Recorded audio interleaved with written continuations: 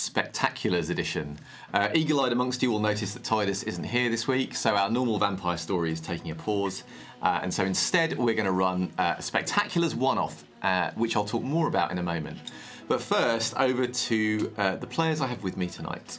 So I am Carlos, and I don't know who I'm playing with, but it's going to be super heroic. Hi, I'm Mitch, and I'm usually sat over there making things go, but I was needed to fill the roster today. Yeah, for those of you thinking, oh, Rachel's got taller and dyed her hair. No, actually, Mitch has stepped in. And I'm Philip, so I will not be playing Jim Roberts tonight. I'll be playing someone else who... This is going to be interesting. Who am I playing? I don't know. So, as you may realise, the players don't really know what they're doing. And that's partly because in this session today, we're going to be creating not just their characters, but also the world. And we're going to be getting your help to do that. So I'm hoping that today's session is going to be quite an interactive one. I mentioned that we're playing Spectaculars by Scratchpad Publishing, which is designed by Rodney Thompson. And they recently had a Kickstarter for it, which was very successful, fully funded, all the stretch goals and everything else, and which we backed as well, and it looked like a lot of fun. So when Tidus said he couldn't make it, we thought, let's give it a go.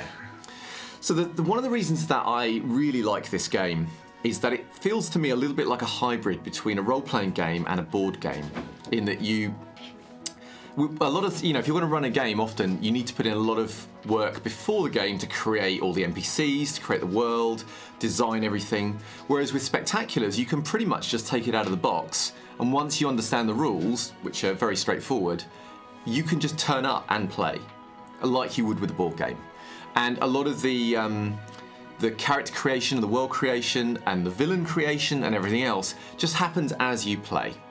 So what we're going to do in today's session is we're going to set the world up, set the characters up, and then go straight into the kind of starter adventure from the set. So those of you who are watching live with us at the moment, there are going to be points where I'm going to ask you questions. Often there will be multiple choice questions, but in nearly every question, apart from about the first one that I ask, if you have ideas that you think are better than the options that I'm putting forward, you can suggest your own ideas. The absolute worst that will happen is that we ignore them. But you're welcome to put them forward, and we will always have a listen. Here's hoping the stream chat's going to be kind to us tonight. Yeah. And one of the other great things, again, for those of you watching live, is that there are certain things you can decide when you're creating the world to work out how tough or easy a life your superhero is going to have. And that is going to be in your hands today. So, if they've annoyed you at any point, this is the time, to get your revenge. Or if actually you feel they get a tough ride and they need a bit of a nice break, you can give that to them. That's entirely your choice.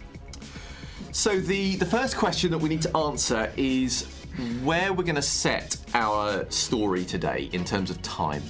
And the two options I'm going to give you are, you can either have it set in the modern day, or you can have it set in the 2100s, so in the future. So on Twitch, if you just let us know, modern day or in the future. And whilst you're mulling and doing that, the other thing to have in the back of your minds is that this session is going to take place in some kind of city. It's going to be an imaginary city rather than a real one, and we'll need a name for it.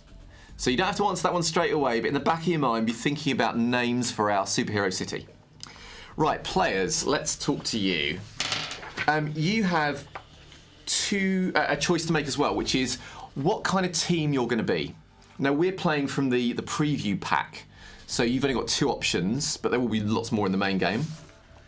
So your super team can be based as a family of some kind, like the Incredibles or the Fantastic Four, or something like that. Or you can be what we call a Prodigies team, which means that you are going to be more like the Avengers. You're a bunch of kind of characters who've been brought together for some particular reason. So do you have a preference? Players, family or prodigies? What can I? No, we could be the three amigos. Oh wait, hang on a second. They might be copyright out. Yeah, it might be. I think I like the prodigy one. I mean, it's because that allows us to be slightly different, and then be brought together by somebody else. I just thought, why the hell are you together? So, okay, so let's say you're going to go with Prodigies. Let's jump back to the Twitch chat a second. Did we have any thoughts about modern day or 2100s? Modern day. Modern day, boom, we're in. Nice. All right, so the next question for our people on the chat is, we want to think about what makes this city different to a normal city. Okay, so you've got a few choices that I'm going to list to you, and you can decide. While I'm doing that, players, have a look at the Prodigy sheet on this side. You'll see you've got a few options to think about what your team is about and how it formed. All right, so people watching, is the thing that makes this city different advanced technology? So are there kind of really cool, super advanced monorails or teleporters or other things in the city that make it special or different? Or, alternatively, is the city built on some kind of dimensional rift? So there is like a nexus between mystical realms that results in strange things, magical things or monstrous things coming into the city. Or is what makes the city different organised crime? Is it that it is essentially run by powerful crime syndicates or mob bosses? Maybe even supervillains. Or do you have a better idea yourselves of what's going to make this city different? So to sum up, your choices are advanced technology, a dimensional rift, or that it's run by criminals. So have a little mull on that Twitch chat. And players, Oh, yeah. how are you doing on your team sheet? What are your thoughts?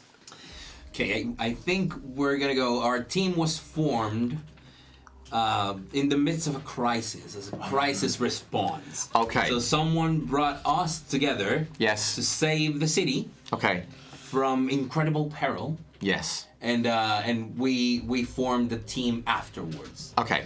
So you were brought together in a moment of crisis. So you were kind of all independents, but you were brought together and you solved this problem, and now you've decided to stay as a team. Mm-hmm. Cool. The mission statement. So we're gonna go defend against advanced threats, Okay. shield the world from devastatingly powerful foes. Ooh, sounds like we'll need some devastatingly powerful foes for you. And This Yeah. Lastly? in our living situation, where We're going to be a high-rise building, so we live in the condos in a skyscraper in the city, or own the building outright. So, okay, so you basically have your own kind of Avengers Tower. yeah. Okay. Cool. hell yeah. So what you're hopefully starting to see is that with each of these things you get options that they provide you to help prompt you, but you can always suggest your own ideas if you've got those as well. So it's very easy to start, even if you've never done this kind of game before, to get a sense of where you're going. All right, so on the chat we were asking about what makes this city different. Have we had any? So I think it's split 50-50. I think Oh. there's one more vote. Let me just double check. It's very exciting. It's like live election time. Ooh. The eyes have it. No, Yeah. the nose have it. Wait, what is this? Gosh, the suspense. Oh, it's completely 50-50 All right. between organised crime and dimensional rift. Okay, well let's say that both are true then. So your city is built on a dimensional rift and also is run by criminals. Oh, Alright. Okay. Uh-oh. All right, fantastic. Obviously, if you can keep a note on any city names that come up for when because we'll address that question in a little bit. We've had a few, yeah. Good. this is so cool. All right, so players. Oh, so something to think about as well, which I think we're already probably getting an idea of is what is the feel of this city? Is it a kind of magical and exciting and interesting place? Is it a foreboding, brooding place? Is it like a kind of shining metropolis? Is it more like Gotham City? Is it something completely different? Just like on the chat, have a little think about what you want the feel of the city to be like. Now, players, we're going to get to an exciting bit for you. So one of the first big steps for creating your character is to pick what we call a character archetype. All right? Right. Different genres of game will have different archetypes. For these ones, the choices you're going to have are power armor pilot, construct, super soldier, energy battery, and monster. And all of them are quite tailorable to whatever you fancy. You can obviously fight amongst yourselves. So I'm going to, if you just sort of pass them out between you, have a look, at that front sheet there and see what you think. Right. The power of the pilot is basically your sort of Iron Man, and Exactly, yeah. construct is basically like a golem. Okay, so while they are doing that, have we had any thoughts about the feel of the city? No, that's fine. Any names that we like? Okay, so we've had a consensus on the type of name, so I'm going to take the name which Elise and Balance did, which is Tidus City. Tidus City, I love it. It means Tidusville, Tidus Town. We can look at the abilities. Tidus City. Tidus City. Top work, people. Tidus City. And I like the idea that Tidus City is run by criminals and on a dimensional rift. That feels really appropriate. Yeah. Patty's not here. That's what that makes it rift. Oh God. Okay, awesome. Awesome. All right, so a simple question for the chat while we're collecting city feels. Multiple choice. How common are superpowered heroes in Tidus City? Are they everywhere? Like on a daily basis, your average person is going to see at least one or two superheroes? Do you see them occasionally? So it's not like every day, but most people have seen a superhero?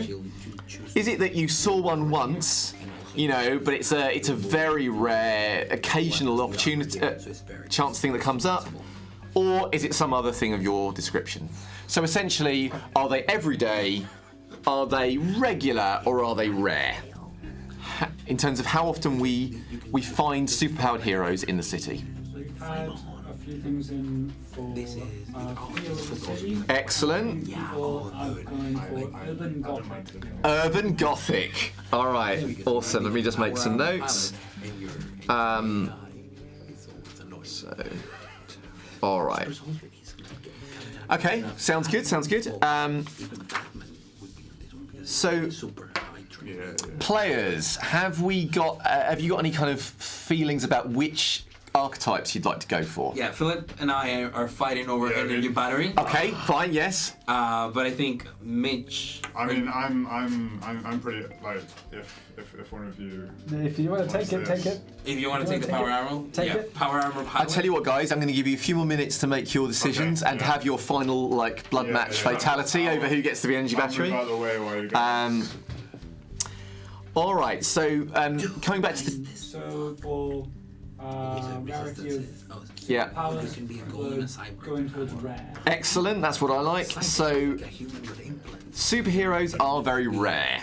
It makes sense in a city run by criminals, right, I think? Okay, how often do superpowered villains menace the city? Is it like every week? Is it they show up every few months? Or are supervillains also rare? So we've established that our heroes are rare. How rare are our villains? Every week, once a month, very rare. So the monster is like indestructible. Right, players, where are we at? Who's what? All right, unless you're downstairs off my hands, I'll take the power armor. Okay, so Mitch, you're going to be a power armor pilot. I am. And Phil, what are you going to be? I won the energy battery battle. Oh, so you're the energy battery, and Carlos, what are you going to be? I think I am gonna end up being a monster. A monster, cool. So can you pass me the sheets you're not using? All right, so on the sheets that the players have got, for each type, they have a number of choices to make about their natures. So things like, so for example, with the construct, which they don't have, they have to decide what kind of construct they are. Like, are they an AI, an android, a golem? So there's quite a lot of different visual themes you can choose on every archetype. They have to decide a vulnerability. They have to decide.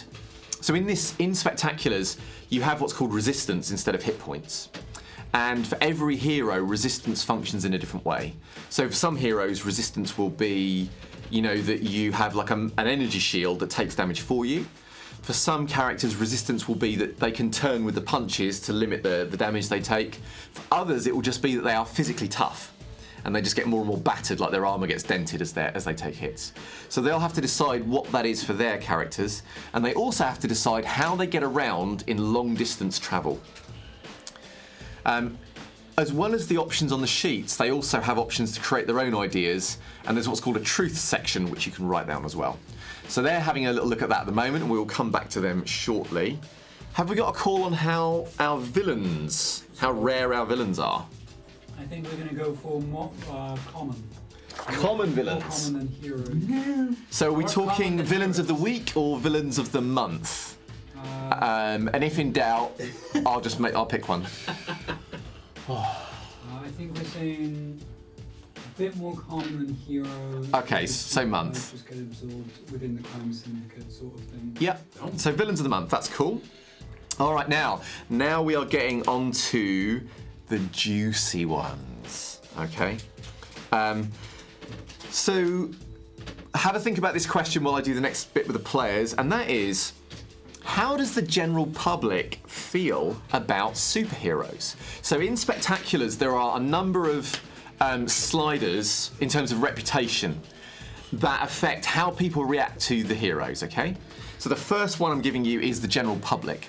Now, it could be they think that they're great, and costume heroes, they're like role models, and they love them, and they do what the authorities can't do, and they are seen very much as the heroes they are. Or you can have respected but warily. So, you know, powered heroes are good, but they're also very dangerous, and they break things, and they don't follow the law, and that's a bit edgy, but they also are doing good things, so we're kind of in the middle.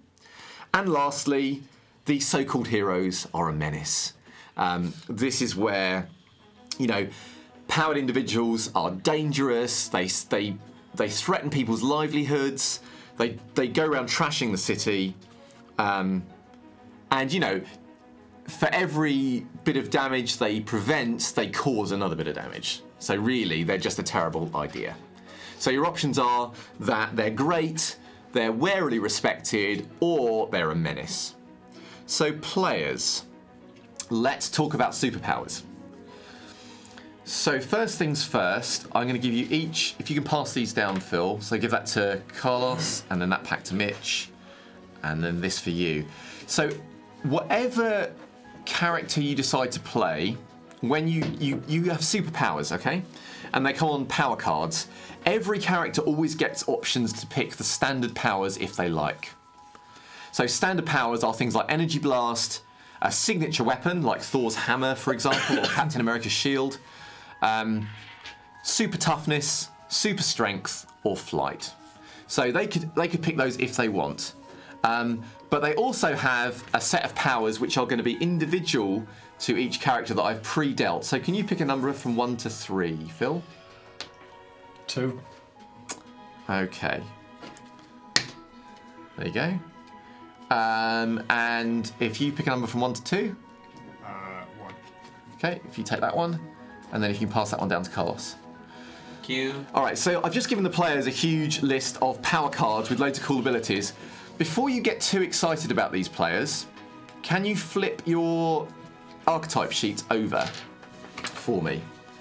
So what you will see on your archetype sheet on the right-hand side are 3 slots. And the top one is called Superpower and has 80%. Thank you, my glamorous assistant. The second one has lesser power and has 70%. The third one has minor power and 60%. So when you're choosing powers, you can choose up to 3 powers on your list, okay? And you have to choose one, and that goes in the superpower slot, and that has an 80% chance of working when you use it. You can also choose to have a lesser and a minor power as well. Now you may be thinking, well, why wouldn't I just pick all 3 powers? And it is a good thing to pick 3 powers because then you have lots of options and cool things you can do. And the reason is you'll see there are some symbols there under lesser power and minor power, little circular symbols with a little caped figure in them. They represent what's called hero points. So a key mechanic in Spectaculars is hero points, which is a resource you can spend to do cool things. And I'll talk a bit more about hero points in a moment so we all know what they're about. If you take a lesser power, it covers up some of the hero points you might start with. If you take a minor power, it covers up some more points. You will notice that your standard powers have a hero point symbol, the grey ones, so you get a hero point if they're in any slots. Now, why would we care about hero points? Well, hero points allow you to do a number of things. One thing a hero point lets you do is if you fail a roll, let's say you have a 50% chance of making a roll and you get 55, you can spend a hero point to up your chance of success by 10%. And each hero point you spend ups it for that roll by 10%. It also adds various other complications, which I'll come to in a moment. But that's how it works. You can also spend hero points to do teamwork maneuvers.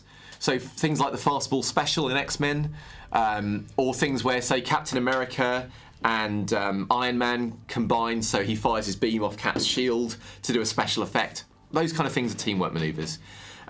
So if someone's trying to do something, players, and you want to help them out, you can spend a hero point. It doesn't cost you an action, and you just give them, you describe how you help them, and then they get bonus dice for their action. So, and the last thing you can do is each character is going to have a team role, which we're going to come to in a minute. Team roles, you can spend hero points to do a special thing. So if your team special is being super tough, you can spend hero points to take more damage. If your team special is being really good at punching people in the face, you can spend hero points to punch people in the face more effectively. And we'll kind of go through that. So players, you need to look through all of those powers, and you need to decide on 1 to 3 of those powers for yourselves. Okay, so that might take you a little while whilst you're doing that. So, how does the general public feel about superheroes? So the general public has lent towards heroes are a menace. You know, I sense So-called heroes are a menace. these so-called heroes are a menace. I sense there may be a theme. We'll see. We'll see. So the next question, people on the stream, in a very similar vein, is how do the authorities feel about powered heroes? So do they feel that heroes render a noble service? You know, there are some things your average police officer just can't deal with, and isn't it great that these powered heroes are here to sort of help them out? Or that they're loose cannons. So yes, they do good things, but, you know, they can't be entirely trusted, or they are all criminals. So, like before, you can decide whether the authorities like superheroes, are ambivalent about superheroes, or are actively against superheroes. All right, so how are we doing on power choices, guys? I already have 2, and I think I'm just keeping those 2. So you're good. Mitch, how about you? I think I have some mechanics questions. Oh, talk to me about mechanics questions. So, I would like to know what an area attack is. Okay, very good. So some powers will have like special power stunts that you can use. So I'm imagining in that case you can turn a normal effect into an area effect. Is that correct? Yeah. So if you do that, what it will mean is, let's say for example you are targeting a team of villains. You know, it might be a bunch of mooks, or it might be a couple of minor villains that are standing together. You can elect for your attack to affect both of them rather than just one of them. Or if it's a big group of little mooks, it might be that rather than affecting one level of mooks, you affect 2 levels of mooks. Yeah? It also may be sometimes it's relevant. Let's say your power is a fire control power. You don't have to necessarily use it to blow things up with a giant fireball. You could say, well, actually, I want to put out a fire that has stretched across half the city and do an area effect that way. That kind of thing. Yeah? You will notice with most of these effects, specials on the powers, they have little hourglass symbols. They are called time tokens. So for today, these little blue fellows are going to be representing hero points, and these more kind of purpley ones are going to be time tokens that I'll give out to you as is required. Any other mechanics questions? No? What is a quick power? So some powers can be used like as a special, they can be used faster. And normally what that means is you describe how you're going to use it. I believe they will normally have a cooldown as well on them, and you then get to take an additional action as well as using that power in that round. Okay. So what normally happens is you would take your normal action, if you like, when you did it, and the quick power card would probably go to the end of the initiative track, and then you get an action at the end as a bonus. Okay. And Phil, how are you doing? Oh, You overwhelmed with choice? yeah. There was a lot of choice. Okay. So, players, as well as choosing your powers, also be aware there are certain choices you have to make in terms of your resistance, your vulnerability, etc. And also, for some of you, like the power armored hero, get some choices about the nature of your power suit that you need to decide as well that are significant. Yeah. This one, Um, then the other one. All right. So, how do our authorities feel about powered heroes? So I think the consensus is on 2. They're ambivalent. They're ambivalent. Ooh. So they're loose cannons, but they do sometimes do good things. Okay. And lastly, how does the media feel about power heroes? And you've got a similar set of choices here. Are they seen as celebrities that sell lots of papers or get lots of subscribers? Are they the kind of centre of controversy? So it's not that the media love them, but they love to write about them, even if it's not very positive.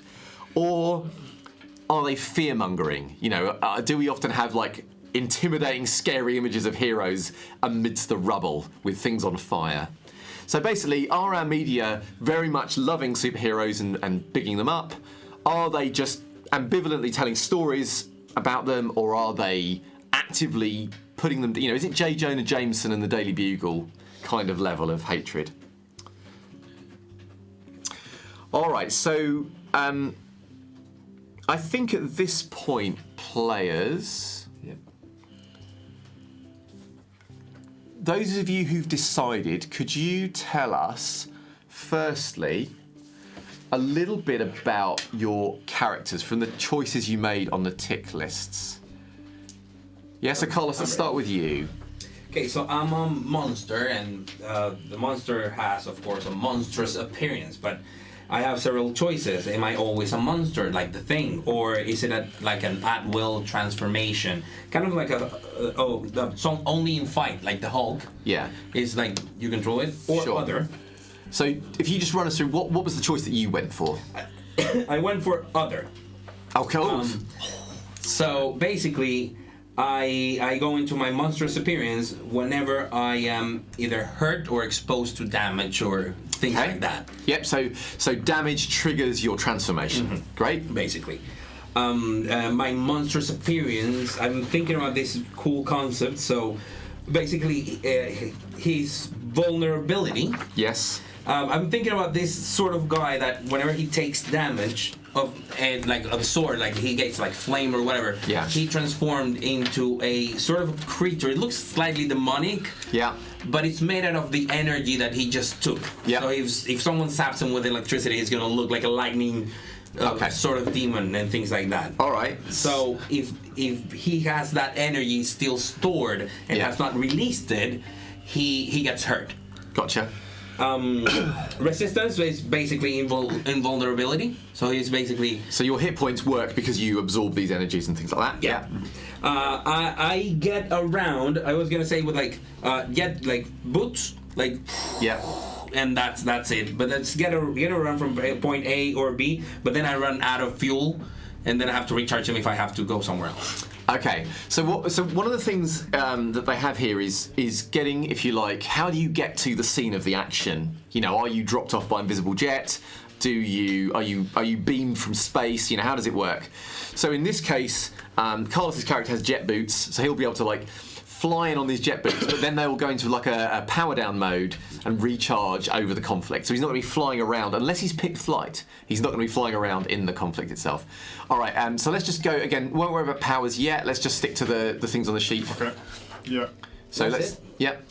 So how about you, Mitch? So This is our power armored. our power armor. So I have basically chosen that the armor was so my character has powers, and they essentially were they're a bit of a wimp, and they're not actually very good at fighting and Okay. doing stuff. So they sort of created this armor for themselves, utilizing their powers, which I'll get to when we Yeah, talk about absolutely. that, to sort of make them a bit better, right? So you're like the equivalent of using boosters in your shoes to make you look a bit taller and shoulder pads and stuff. Yeah. It's like, okay, yeah, all right. But you know, was probably quite clever, a bit of a genius, and sort of like has developed like an AI system. Nice, thing to, like, nice. help Okay, himself. okay. And it's you know resistance is all about mobility. So it's the armor is just making him Get out of the way. enhancing him and sort of with his So it's not that the armor is like super chunky and takes the hits. It's like the armor enhances your your like dodging ability, so you kind of like blur out of the way, or pulses of energy or it's helping something. me move faster. Yeah, okay, that sounds cool. Stronger and things. Like it. And the way I get around is through one of my powers as well. Cool. So You can it's tell all us. You can tell us. around. Okay. Or so how do you move around? So I move around. So my main power is atomic energy control. Ooh. So my character is essentially like a power source for his own Nice. own stuff. Oh yeah. Basically. You are the battery in the armor. Yeah, that's cool. Exactly. So if you're not around, battery's not included. So, Yeah. so I imagine he gets around. I imagine it's like kind of like small explosions that make him kind of walk through the air. So very popular with the authorities. Yeah, okay. like little grenades going up in his feet. Nice, basically. yeah. It's like Okay, no, I like sort it. of I like fire it. based, like yeah. All right. Yeah, getting around like that. Sounds good. And the vulnerability. Yes. I don't think I discussed that. So I've taken a contrarian AI, Yay! My favourite. which basically means that the AI that I've developed that's in my ear and tells me stuff that I want to know sometimes just doesn't agree with me. Okay. And doesn't want to do what I want it to do. Give me, do you have any? I will obviously be happy just to make one up. But do you have any strong ideas about the kind of AI, like personality, that you have in your suit? So I imagine he probably developed it as sort of like a friend for himself almost. Okay.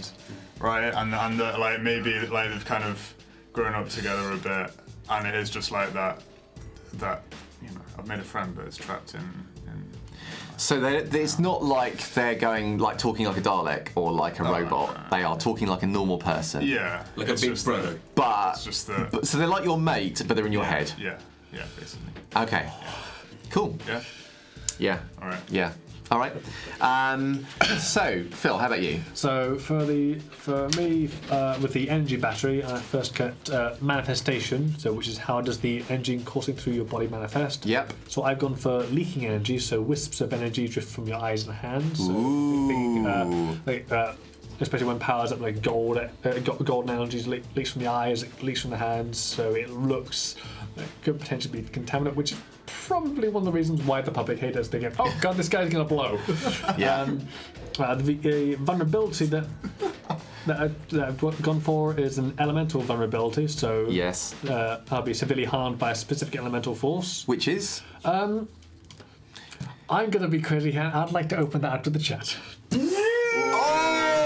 Oh, I love it. Okay. all right So if the chat comes up with that, Okay. I know, I'm thinking so if you guys can have a think about what Phil's character is going to be vulnerable to, what energy source is his weakness, Okay. right? And what else have you got on there? So the resistance that I've got a danger sense. So a sense warns me of incoming attacks. Okay. So you almost like maybe you sense fluctuations in the energy Yes. fields around you, and then you get like an early warning. Okay. A warning. And for the getting around, I can focus myself into a bolt of energy, which allows me to zip from one place to another. Perfect. Yep. Right, brilliant. Thank you, guys. So back to people at home. What was the thought about the media? So they want to ask whether you can go somewhere in between 2 and 3.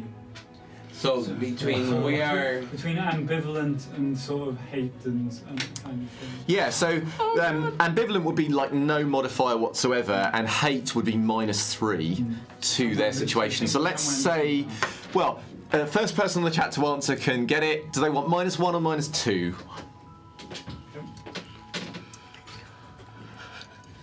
Come on.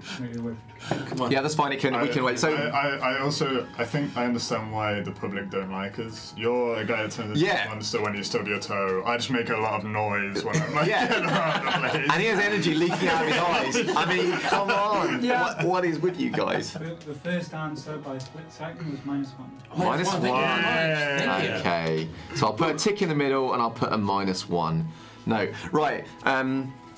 So one of the last of the starter questions for people I want you to think about is now.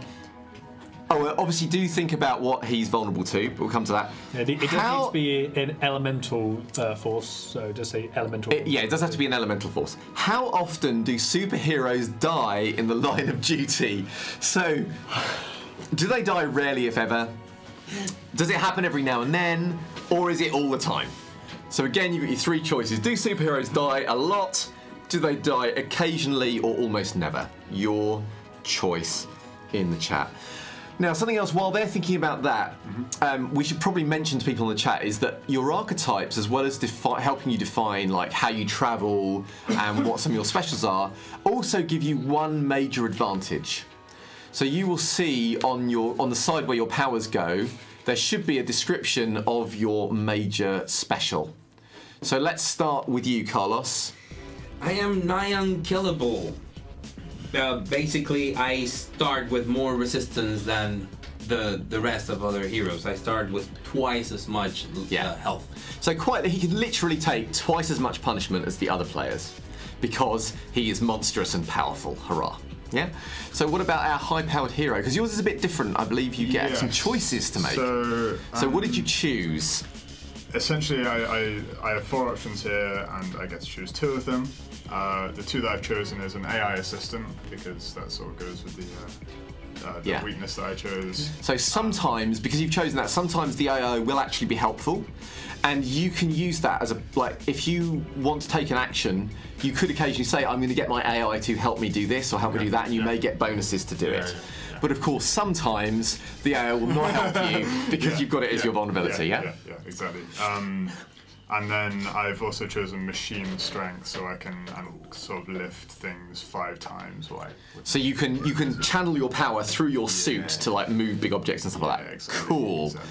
And how about you, Phil? What's your special from your archetype? So I've got energy affinity. I cannot be harmed by the form of energy or elemental force associated with your powers. I can sense the presence of that energy within 1 mile, pinpointing its distance and direction. So I'm thinking this hero's probably been a bit hit by some sort of serious radiation. So which is why it kind of explains why the leaking energy. You can find him. Yeah. That's a good one. So your power is radiation. I'm the radioactive one. So you are immune to radiation. Yeah. And you can sense, which is good because it means you can hug his power armor character and never get infected. And you can also detect radiation up to 1 mile. Yep. Okay, cool. So since he's made of atomic energy, does that mean I can control him? Well, the answer is, let's say, in a classic superhero thing, sometimes one of the heroes gets controlled by the villain to do something terrible. They chew on some red kryptonite or whatever. And let's say that Phil's character had lost his mind and was attacked. You could try. You could say, I'm going to try and use my power to stop him. And you could use it in other inventive ways too, but I'm not going to lead you too far along that line. But yes, there are all kinds of things you could try that could be really cool. And it could also be useful for team-up maneuvers, for example. Actually, it makes sort of sense that we hang out together because these 2 radioactive guys, he's not hurt, he's not going to be hurt, and my character is almost unkillable, so he's the only one who can hang around without dying. Any other sidekicks or whatever is going to go. Yes. Okay, so let us check back in with the chat. Do we have a sense of how often superheroes die? 2, about sometimes. About sometimes, great. So in the middle. And what about the weakness? Oh yeah, the weakness. Oh yeah, we got a weakness. Oh god. That evil smile. So the chat is saying water is your answer. Should I just take that glass away? Yeah. So water is your weakness. Can you make a note of that for me, Phil? Thank you, everyone. You're doing a great job so far, by the way, with this world building. All right. So I know that you've got atomic energy control. I do. What other powers did you take? So atomic energy control is my superpower. That's Yes. my main power. And I have a lesser power, which is technopathy. Right. So one thing to mention that you probably can't see at home is that those cards are purpley cards because they are specific to this campaign setting. They're kind of high-tech powers. If you see, they're holding up, so the grey ones are the standard powers that everybody always gets access to, and there are also some powers that are blue which are common powers, which again go across one thing to another. All right, so... So what that does is let me sort of telepathically interact with machines. Oh, so you can interact with machinery. Very cool. Manipulate the way that they work, and I can summon. Now, at this stage, we also know how many hero points you have, because you will have one hero point as standard plus the number left showing. So I believe that is a total of 3. Yes, that is. So if you can pass those down. So what that means is, in each encounter that you have, you will start with 3 hero points. On your sheets are reminders of how you can spend them. And when you get to the end of a scene, and we go into a new scene, you go back up to 3 hero points if you spent them. There are things you can do to earn hero points in games. So if you do heroic things and are successful, you can get hero points. So if you have more than 3, you just carry over that number to the next one. Okay. Right, Phil, let's do you next. So tell me about your powers that you've got. So the primary superpower that I picked was energy blasts. Yeah. So quick damage blasts of energy, probably like focused radioactive blasts. Yes, very healthy for your citizenry. Yeah. See, this is why everybody feels that you're a menace, right? Your team, like we beat the villain, and then there's this like haze of radioactive hell left behind. Whoops, sorry. Okay, so so you've got. So my lesser power, I selected duplication, so I can create exact copies of yourself that vanish after a few moments. Ooh. So it's like saying there's multiple. Which one's me? Nice. Yeah. I did pick a third power for a minor power, so I picked teleportation. Ah. And I love that power. That is the power I would normally pick if I was to have that. That's what I would pick. And so, do you teleport by effectively beaming yourself from place to place super fast, or do you literally vanish and reappear somewhere?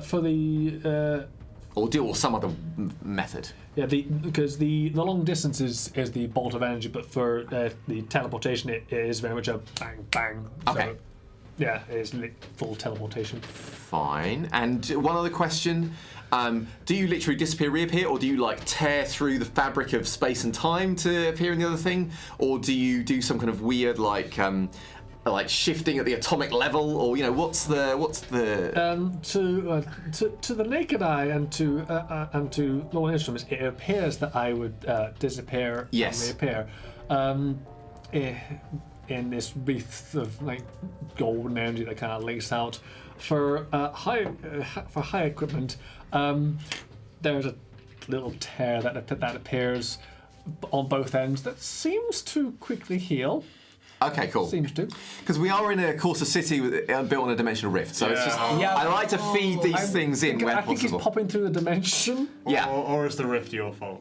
Who could say? Oh my God. Who could say at this stage? Oh God.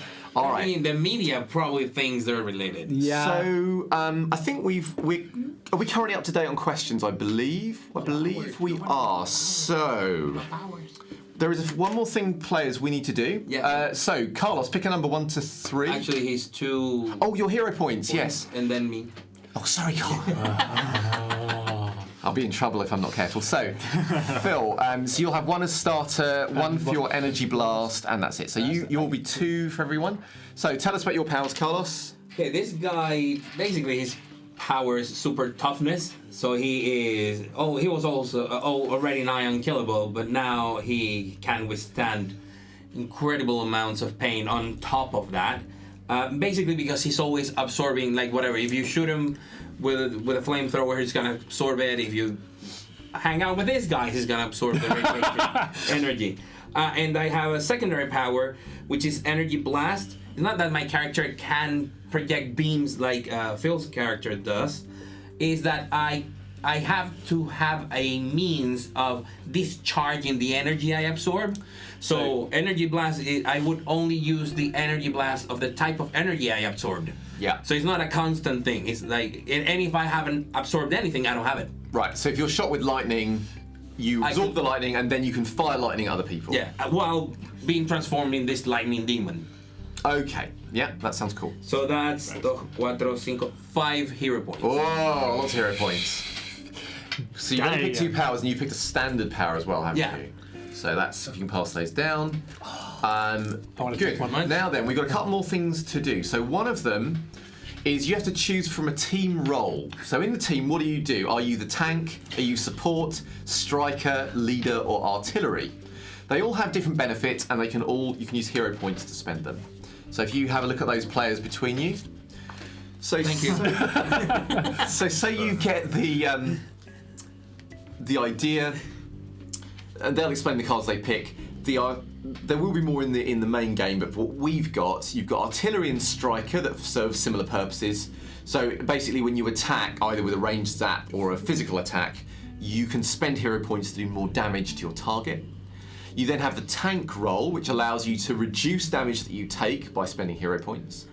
You have the support role, which allows you to restore resistance to other heroes using your hero points. And you have the leader, and the leader can effectively use hero points to mess with the initiative track.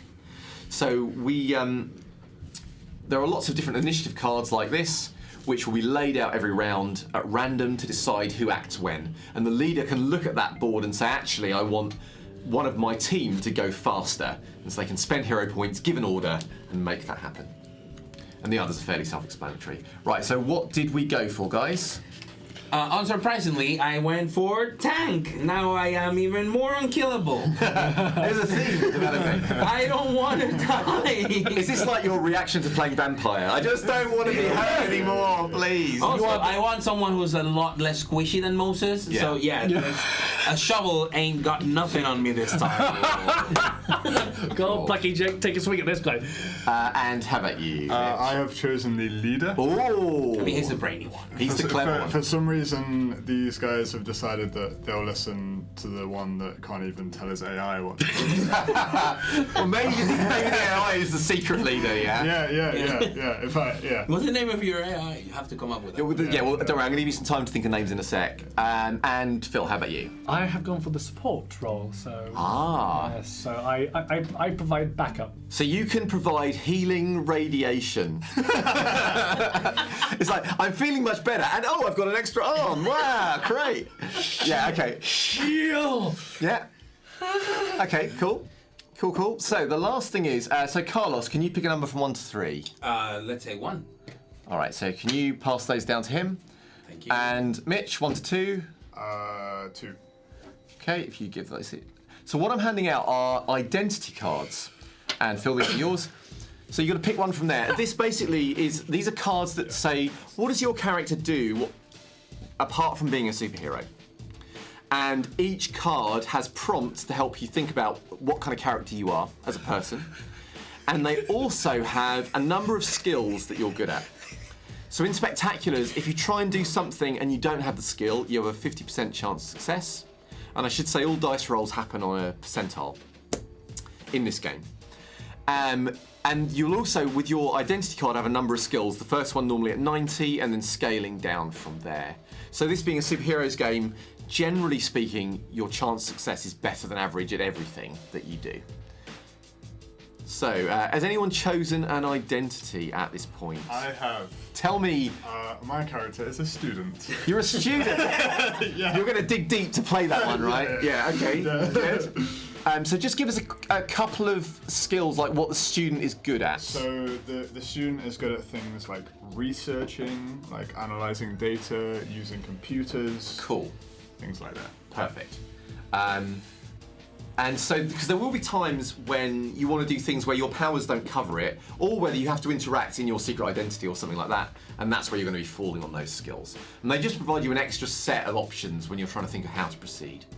So, Carlos, you're looking like a man who has picked his identity, so can you tell I us? have. I'm an athlete. Yeah. My character's an athlete, probably from the campus where he studies. Yeah. on a scholarship, a sports scholarship. So what's nice, what you'll see starting to happen is that the players not only are they already starting to get themes for their characters based on just the cards and the archetypes very easily, but also you can start linking as these things pop up. So give us a couple of athlete skills there. Oh, okay. Well, he's of course good at climbing, jumping, or tumbling. Yeah. Or throw stuff. But he also is more in the social scene because everybody likes to hang around with the athletes, so he can convince someone or charm someone. Read someone's emotion. Emotions is also really useful for the athlete. Cool. Presumably you don't do any sports where you might get injured in the process. Yeah, he doesn't do any. Actually, I do.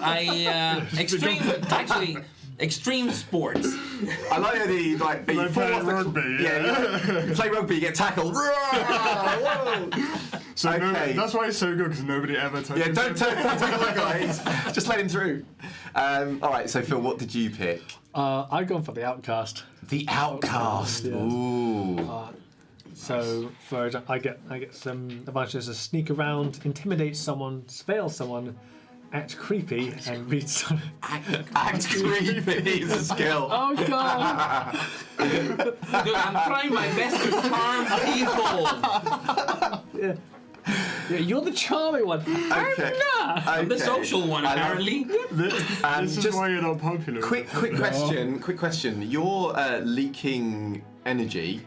Can you turn that off, or is it constant? That I can turn off, but it is it does require concentration to do so. Cool. So if I was to be put under a lot of pressure, then it'd be leaking and Right. Okay. Yeah, that sounds fun. It would be hitting the fan. Cool. Right. So we've done our identities. So basically, we've done all of the card handing out that we need to do. So what I want to do, players, at this point is I would like you, in the nicest possible sense. Oh yeah, if you can pass me back excess cards and we'll get those out of the way. Yeah, so in the nicest possible sense, I would like you in a minute to go away. And when you go away, what I would like you to do is think about things like, what is your super team name? What are the names of your characters? And also, to firm up things like, you know, like you're already starting to say, oh, maybe we're on the same campus. So any things like that you want to make decisions about your characters that might be fun, that we can just establish when you come back in. And then we're pretty much ready to go from your end of things. So yeah, if I can... So yeah, if there's any things you've not filled in on your sheets apart from names, then obviously do that, but otherwise... When you come back, yeah, take the team sheet with you and then you can regale us with your awesome team names. And any details you want to add to your descriptions and things like that. That's absolutely fine. Bye. Right.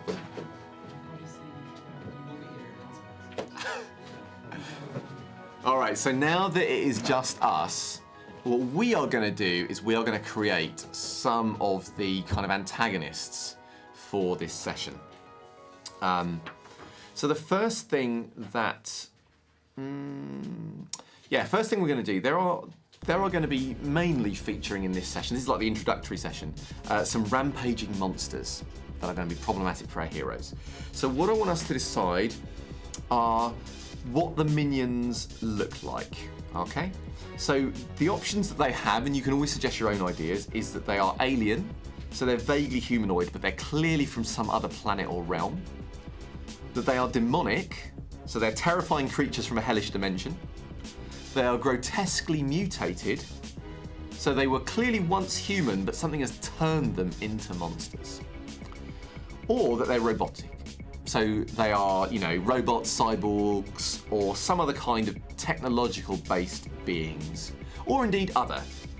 So your first set of choices are alien, demonic, grotesquely mutated, or robotic, and indeed other if you've got your own ideas.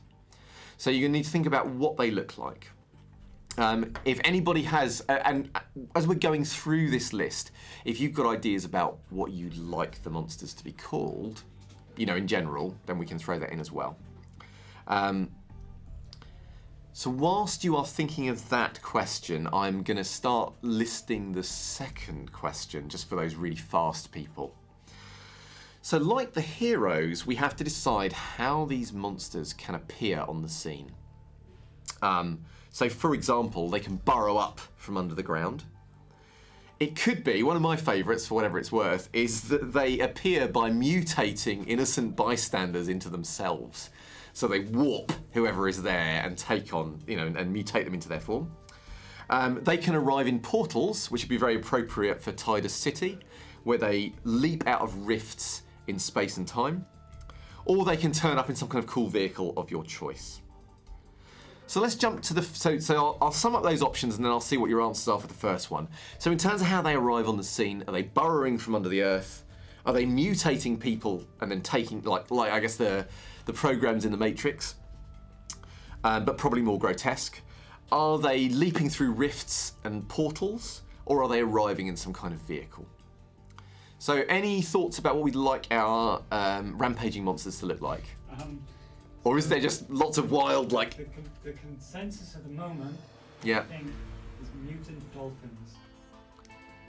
Weird.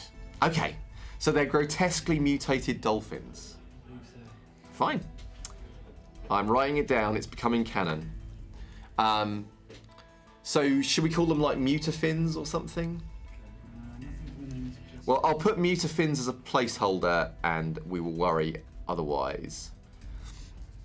Okay, so any thoughts about how they arrive, or shall I move on to the next one while people are mulling that?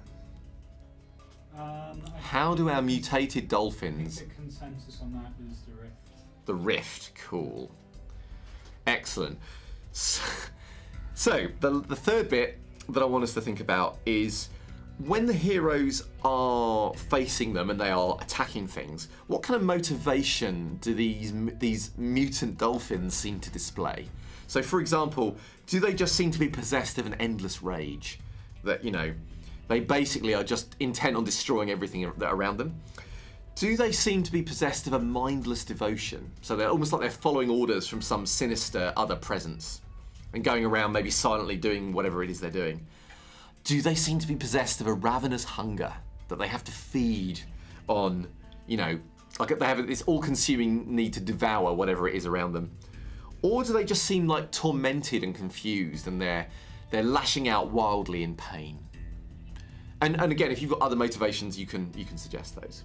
So our options are endless rage, mindless devotion, ravenous hunger, or tormented confusion, or indeed other.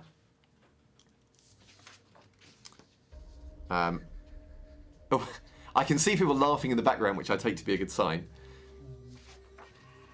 Do we have any thoughts about what drives our mutant dolphins? Well, we've got a name. Oh, we got a name, okay. Which is the Gross Boys. The Gross Boys.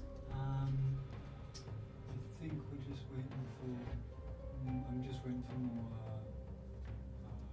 motivations to come in. Yeah, that's fine. So while people are thinking about motivations, I'm going to keep throwing these at you, I'm afraid, thick and fast, so that we can get the players to meet these crazy villains that we're coming up with. So, these mutant dolphins, we need to decide on a primary attack for them. So essentially, what this really is about is how likely they are to hit the heroes and how much it's likely to hurt when they do. So for example, there is a standard attack, which means it's got about a 50% chance of hitting, and it does an average amount of damage. Or there's an accurate attack, which has a higher chance of hitting, 65%, but does less damage. Or there is a powerful attack, which has 40% chance of hitting, but does more damage.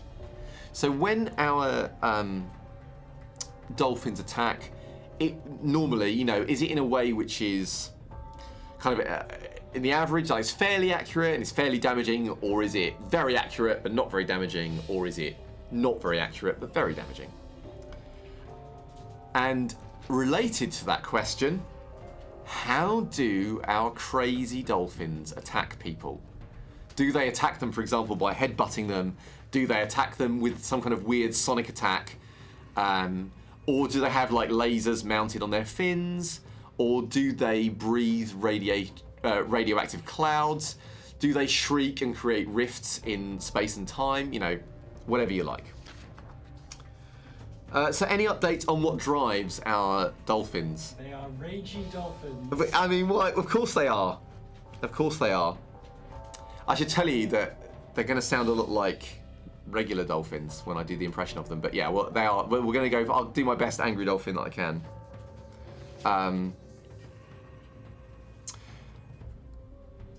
So, any thoughts on whether we want our ragey dolphins to be powerful but inaccurate, accurate but not very powerful, or in the middle? I think it's super accurate and weak. Super accurate and weak, fine. So they're going to be going, and how are they going to attack? What's their preferred mode? There's two methods which... Good, I might take both, yeah. So there's one, ragey dolphin fin slaps. Fin slaps, yeah. Or they squirt water. See, I see what you're doing there. I see what you're doing there. Okay. I thought it was almost like a guarantee that once the weakness came up that everyone will be like, right, we'll slip that in. Now, our ragey dolphins have to have a special minions perk, okay? So one option is that while there are lots of them, they operate like a hive mind, and that means that they get bonus dice to their attacks as long as there's a big group of them.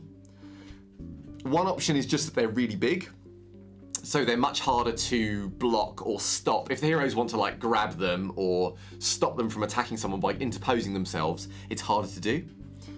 Or, one of my favourites, our numbers are endless. So basically, in Spectaculars, the bigger the squad of minions, the more damage it does. And every time it gets attacked, the squad gets reduced in size and becomes less powerful. So the hive mind, while they're big, they get extra dice, but when they're small, they won't. With our numbers are endless, it just means they're a much bigger group when they start. So they'll generally be doing more damage and take longer to beat up. There's strength in numbers, which basically means they're harder to attack when they're in big groups. And lastly, unknown technology. So they have weird technology that makes their attacks more powerful. So they might, for example, have cyber fins to slap people with, or an actual like enhanced jet to spurt the water around the sort of blowhole. So, you know, you can decide. So to run through those again, they can have a hive mind, which means basically they attack together and are more effective at attacking whilst they're in a big group. They can just be big, which means they're just harder to physically stop. There can be just loads of them. Or they can be harder to attack because they coordinate well. Or lastly, they can have cyber stuff. They could be mutant cyber dolphins of some kind. Or if you prefer, because we're going with weird, ragey, kind of rift stuff, it could be they have weird demonic gems inserted in their choose your place of choice, you know, instead. So quite a lot to think about there. I've got my fin slaps, I've got my squirt water down. So what I'm going to do, I think, when we finish the minions, I'm going to set you up some questions for whilst we're playing, but we won't answer them until the interval, so that we can, because they're quite involved. All right. So, any thoughts on perks? If not, I'll just start listing the next thing just in case. They're coming in, but I think it's all a bit. Okay. So how about I give you the next set of options for people who are thinking ahead, and then we can. So this is the last choice that we're gonna have to make, and then we'll get the players back in. So we also need a weakness for our minions. So are they not very bright? So they're stupid, ragey dolphins. Are they a bit slow, which basically means they're going to act later in the initiative? Are they small-minded? That means if there's no villain leading them, they're not as effective. Or do they have a vulnerability? And if so, you can decide what it is. So your options are they're stupid ragey dolphins, which means that if the heroes do clever attacks, coordinated attacks, they're more effective. Are they slow ragey dolphins, which means they're going to act later in initiative? Are they small-minded ragey dolphins, which means without a villain to lead them, they start to get like distracted and do random stuff? Or are they vulnerable to some kind of attack? Could be a form of energy, it could be a particular type of metal or something like that, whatever. So how are we doing on our perk? Okay, so I think Yes? I've just re-asked and then made them go through 1 to 6 of the options, and rating highest now is number 3. There's loads of them. I think that's So the our numbers are endless? yeah. Yes. Excellent, excellent. All right, let me just... I'm going to make some notes because these actually affect all of the... it's going to be 3. And that's then going to be that. And that is then going to be... Wow. Excellent. Right. Good, thank you. And then obviously we're looking at our last thing, which is our weakness. So... stupid, slow, needs direction, or vulnerability. And then we'll get the players back in. So again, Stupid, slow, small-minded, so basic or directionless, i.e. they need someone to look after them, or vulnerability. All right, so whilst those last things are coming in, what I might do actually, because you only need to tell me the code word, the players won't know what it means. Let's call the players back in, I'll do a last bit of rule setting, and we'll see if we can get into our first encounter. I do have the answer for last. Oh yeah, go for it. It can be small-minded. Small-minded, okay. Thank you very much. Right, good work, guys. So, oh, actually, right, I'll probably be too slow on this, but what I want you to think about is, sorry, one sec. So the good news is we've done the first bit, but there's another thing I'll need to do, so I might kick you out for the interval part of it. Oh, Phil, you have outdone yourself. Well, one has to try, don't we? I love it. Okay, so they've created for you, shall we say, a memorable adversary that may well haunt your dreams. We'll see.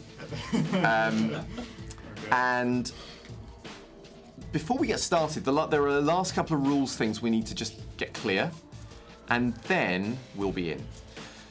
So, what I want to talk about is, I've mentioned that it's a percentile dice that you roll when you do things, but also there are other things that can impact. So normally speaking, if you want to use a power or a skill, you roll your percentile dice. If you get under the number you need, you succeed in that action. If you're using a power to attack someone, the amount of damage you do to their resistance is equal to the number you roll. So if you roll 55, you do 55 damage, assuming that you pass, for example. Now, some actions will carry with them an element of risk. And if that happens, I will add a challenge dice, which today we're going to be using hunger dice for. If you do something which you describe in a really cool and heroic way, then I might say, yeah, that was cool and heroic. You can have an advantage dice to roll where you might get extra benefits. If you're doing something that's particularly heroic or inventive or things like that, I will start stacking these dice, giving you these dice to roll. You can also be in situations where you're doing something heroic, which is also super risky, and you'll have both sets of dice alongside your percentile. And when that happens, advantages and drawbacks basically, or boons and drawbacks, cancel each other out. All right, on a 1-for-1. But yeah, generally speaking, if you get advantage dice, it might be you do more damage, it might be you hurl the villain through the wall and they're then stunned for a turn or something like that. It might be what the thing you were trying to do, you progress an extra step than you normally would. Drawbacks might be that you take more damage or you deal less damage. It might be that some new problem arrives for your heroes to have to deal with based on that roll. All right, so I think... They're laughing, I don't like it. So, So quick question, players. Yep. Oh, sorry, one more rules thing, then we're going to get to your stuff, and then we're going to be in. So, you'll see on your sheet there is a thing that talks about taking the spotlight. It's like at the bottom. So essentially, let's say the players have done something so cool, maybe using teamwork and heroic description and saving people, that I give them 4 or more dice as advantage dice, and all 4 or more come up good for them. If that happens, they can do what's called taking the spotlight. And that essentially means their hero gets all kinds of crazy benefits for the rest of the scene, and essentially is like stepping up. So this is like equivalent in the comics for when a hero, like when Iron Man calls in his super powerful power suit, or where someone like Thor is in the middle of a lightning storm and he just conducts the whole lot for some super attack, things like that. Or, you know, a character who can mutates into their final, most deadly form. And if should that happen tonight, it's not very likely, but if it does, the player will describe how they become super mecha version of their normal selves, and then we'll talk about what that means. So players, can you tell me things like what's the name of your super team and what the heroes we have before us are? Okay, super team. So the name of our super team, we gathered, we'll probably just do the thing that like the newspapers would call us, things like that. Okay. Which is absolutely a biohazard. So our team name is Biohazard. Nice, okay. So your hero team is Biohazard with the demon and the radioactive people in it. It's fine. No, that's yeah, you realise that the villains, your adversaries they've created are like a bunch of nuns. It's like, what's going on here? Yeah, okay. And what about your hero names? My character is a decathlete. Yes. And his name is Bradley Jones, but he's known as Blitz. Both in sports and as his superhero name. He actually wears no costumes, nothing. He just wears his Yep. So I decided that my character, as he is A, poor student, and B, has technopathy, so he can like reassign what machines do. Yes. That his power suit is actually just made of a bunch of random shit. So he's like reassigned into like this super powerful suit. So his hero name is Junker. Junker, like it. Does he have a non-hero name? He does. It's a really name. Oh, no, I shouldn't say that, because if somebody in the chat happens to have this name. Right, that means that they're going to be like, can we reassign our choices? Right. Yeah, so I went for Ethan Jones. Ethan Jones. Just a nice... Now, I know that you've got Bradley Jones and Ethan Jones. Is that a deliberate... Actually, we are just realizing that right now. So I feel there should be a reason that you have the same name. So you could be related. Cousins? You could be cousins, brothers. Yeah. Yeah. Yeah, cousins. Yeah, Cousins. Yeah, cousins. So your superpower cousin, maybe all of your family or something. Who knows? Maybe. Okay, and lastly. So I'm doing something that I've never particularly done before, which I'm going to give a go. So this hero's name is I am Aram, which So Aram. Aram. Yep. Is that your hero name? Hero name. Yeah, got it. And real name I am Eleanor Clarkson. Eleanor Clarkson. Okay. So Eleanor Clarkson. Cool. Member of Biohazard. Member of Biohazard. Not a band, honestly. Like we totally fight crime It's in totally a not fashion. hardcore. It's Biohazard. All right. We should have been hardcore. We should have been. You should have been hardcore. Maybe the villain is hardcore. Maybe the villain could be. Well, you'll have to find out, won't you? We're already Tidus City. Last question: how do your heroes know when there is a problem going on in Tidus City? Do you have any, like, for example, because none of you, for example, have a career as a police officer or anything like that. So how do you know, like, do you have satellites? Do you monitor, like, chat channels? Do you observe the city from rooftops? What is your team or individual mode of understanding when there is a problem? The Whiz Kid. Is it just me being a nerd? Is that... I think it's both your technological skills and my ability of the danger sense. So I will often. Okay, so you have a broader kind of danger sense. Danger sense going a little danger sense. Okay. Then I'll alert in a panic. Okay. Perhaps you sense when things come through the rift and that kind Yeah, of thing. yeah. Okay. Because Yeah. I'm more tapped into like the And criminal. you probably like Alright. hack it. You have like Yeah. one of Okay. the many things you animate is a radio scanner for a police scanner or something like that. And then presumably sometimes people just come to you for help. Oh yeah, I'm a public figure. Yeah. I'm an athlete. I do Okay. a lot of serials and we wanted So- to. Is it possible to change our living situation instead of the high rise a mansion, and it's the mansion I have as an athlete, but then the money. Because athletes always in mansions, right? Yeah, but this guy is doing like. But this is like a high-end athlete, like making money. Like Yeah. Ronaldo All right. So you or are people you like are a that. wealthy, sponsored athlete. I'm doing TV commercials and ads, Yeah. and probably at some Okay. point someone. So let's say then, guys, you are chilling in your athlete's mansion, right? Having a good old time when and it's a typical day in Tidus City, i.e. it's grey, it's overcast and slightly drizzly, and only about half the lights work. And as the rain kind of patters on the window, Aram, you start to sense kind of weird disruptions on that feel like they're quite far away, but also they feel like there's something very wrong, something very significant that should not be here, that should not arguably exist in any universe. People on chat is starting to kind of like flex in and out and disturb you. And around that point, Junker, the various emergency services, police, everything just starts going beep, beep, beep, beep, beep, crazy, crazy, crazy, and it seems to be coming from, both of you will realise in your independent ways, from the kind of heart of the city where, you know, your shopping centre is and everything else. It's like it's a civilian hotspot, and it looks like everything has gone crazy. Everything is going crazy. Sounds like a job for buyer.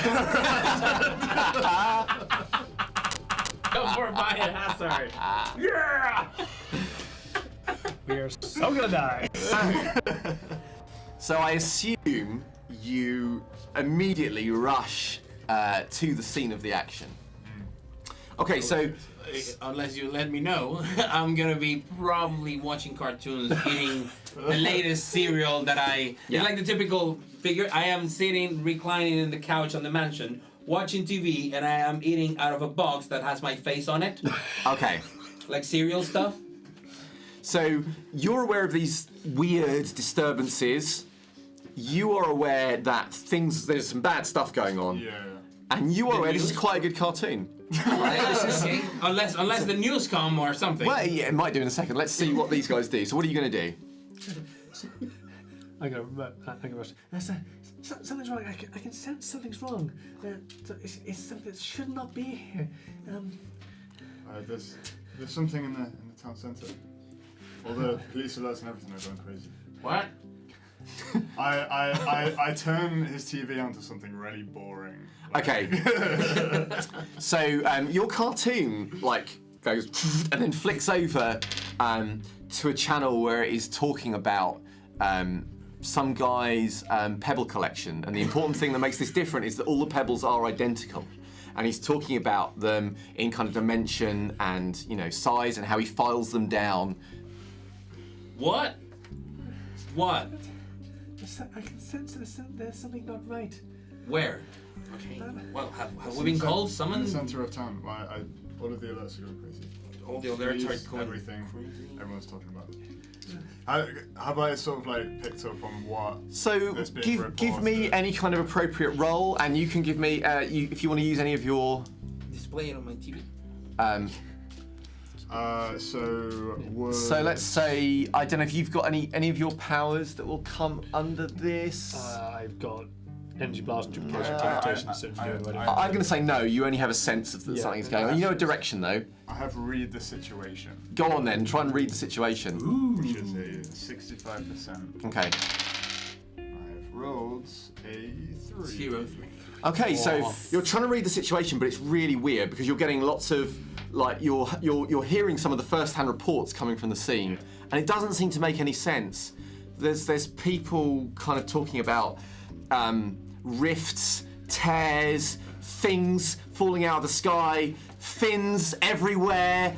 Ah, they're everywhere. Ah. Rift? Something about how are they flying? Ah, everywhere. It's bizarre. Let's It's go. bizarre. Let's go. I just put on any of my like sports jackets or whatever Yeah. and jump into my jet You boots. jump into your jet boots and you shoot off. I probably explode myself with zero regard for his property. Sure. Like smash through a window or So something. gonna and kill I'm just you. like, Okay. like running. You start to run through the air. Like windows shatter, like bricks blow outwards. That's why I'm not wealthy. I have all this money and I keep repairing the mansion. This is it. In fact, you realise, I imagine this mansion actually has lots of places where you can see where like the new bricks have been put in, and they're always like in a vaguely him shape, in patches. So, what about you, Aaron? What are you going to do? I simply open a small window carefully, knowing this fucker is the one that makes the mess. Focus, and so the god wisps all colors around me and reduce me into a very small brick of energy that just fires off. So, boom, you're gone. Like that. So, in your various ways, so you probably arrive as this beam of light slightly before the others, but as you're flying and you'll see this kind of, you'll see her like manifesting nearby. You obviously. I really think it's the most high effort of the Yeah. three transportations. It is quite, but you are still sailing in huge bounds. And obviously you are flying in your jet boots. They send you in kind of in a large arc, and you're sort of cruising down to land. Are you aiming to land, and are you aiming to appear like on a rooftop or down on the street level? On a rooftop. So you're on a rooftop? I land directly in the middle of it, whatever it is. Okay, so you just like, who cares? I'm going to be in the middle. Right, boom, you land in the middle. You land on a rooftop. You are coming in as this kicks off. So what you see, in a word, is chaos. There's like a busy multi-lane road going kind of through the heart of the city, which is just packed, rammed with cars. So a lot of them have moved out of their lanes and are kind of at funny angles. Some have crashed into one another. There are people milling between the cars, generally screaming and waving their arms. The air above is crackling with fading energy, as if you think there have recently been rifts and tears, which you've sometimes seen in Tidus City. Oh no. It's worth saying the buildings themselves, some of which are shop front and some are big kind of corporate buildings, are all very tall and old with sharp pointed roofs, grey, worn down by kind of poor investment and relentless shitty weather. Is it raining? Oh yeah, it is drizzling with rain. Not enough to hurt, but if it got worse, that is a potential thing that could happen. I love that weakness, guys. However, the other few things to mention is there is a petrol station, and there is a large kind of fueling tanker which is currently working on doing that. You can also see further away there is a crane doing some building work on one of the buildings, and it looks like all works in Tidus City to have been doing it on the cheap. This crane does not look very robust. It looks like it's been used beyond its safe date, and is lurching slightly in the wind that you can see. You can see various groups of people taking cover, some by what looks like a large bus, and others by one of the shops. You will be aware, you can take actions to try and get more information or do things in the scene in a moment, but the key thing, the thing that probably strikes you, is not that the rift energy is crackling and fading away. It is not this crane wobbling in a worrying fashion, nor is it the closeness of the petrol station, nor is it even the screaming people. It is the things that seem to be attacking them, and they look... The best way to describe it, if you imagine someone had taken a human being, okay, and then turned them into plasticine, so they're like a human shape, and then with a not high regard to artistic like sensibility, try to mould them into the shape of a dolphin. That is pretty much what you can see. You can see these kind of monstrous dolphin-looking things that seem to be in kind of weird convulsions, flapping themselves through the air. I know, look, it's not me. All right? I'm just doing what I can. And the thing that strikes you about them is that there are there are just hordes of these dolphins. Okay, but these are like and they are humanoid popping dolphins or dolphins with legs. You think that maybe once they were human, but now they are these weird, deformed, monstrous dolphins that are just throwing themselves at like everything and anyone. Cetacean-like humanoids? They are. Something? They are. Well, it's more like the fins are fins, but there's vestiges maybe at the tips of the fins of what might once have been human fingers. Okay, and the tail? The tail, and that you could see a slight crease down the middle. It could have been legs that have been fused together, and then the feet warped into the shape of a back fin. Okay, and I tell you something. These dolphins are not happy about this. They are throwing themselves bodily at everybody they can see. There are angry jets shooting from their blowholes. They are snapping out like in a really. I mean, it doesn't sound that bad, but if you know dolphins, they're furious, and they are causing havoc everywhere. You will also notice that whilst all of the dolphins are grotesque and big and dangerous, one of them takes the biscuit. You think maybe it was once 2 or even 3 people that have been squished together and then twisted into this freakish, mutated dolphin. So, at this point, what we're going to do is we are going to do initiative. So the way the range works is that. Oh, are we coming to? Let me just get an initiative track laid out, and then we'll take a break. So, what we're gonna do? I know. So I'm going to lay this out, I'm going to explain it, and then we're going to take a break. Oh, look at that. My shuffling is so good, I've put all the players at the end of the list. Every round this will change, I promise you. So, on our initiative track, what we have is a minor villain will go first. Then an event will happen. So that when I put an event card in the initiative track, it means that there is something that will be progressing on its own time accord. All right? And I'll describe what that is as we hit it. Minions are the hordes of dolphins. Minor villain in this case, by the way, is the bigger, more grotesque dolphin. Then we will get into our tank, which will be Blitz. Then we'll get into our leader, which will be Junker, and then we'll get into our support, which is Aaron. Now then, before we hit the break, do you wish, with your leader ability, to alter the initiative track at all, or are you not bothered? You can use a hero point to move these characters 1 track to the left. The thing is, I feel like I don't know what the fuck's going on. so save it for later. Yeah. All right. So with us about to launch into our first encounter, we will take a break. And while we're taking the break, I'm going to get the people on chat to define another villainous aspect of what you're going to face. So I'm going to ask you just to literally take a break outside for a minute, and then I'll get Callum to grab you. So people on chat, by the way, if you have questions about the game stuff, you're welcome to ask. These dolphins. What the fuck? But I have some things that I want you to think about as well. So as soon as the players are out the door, Alright. Dolphins. I'm getting something stronger. Oh, there's banner of the dolphin monsters. oh, you guys are awesome. That's kind of what I was going to say is during this break now, I'll put up the fan art by the... I never thought I would see the day where we would be describing the fact we had dolphin fan art in our stream, and it's a beautiful thing.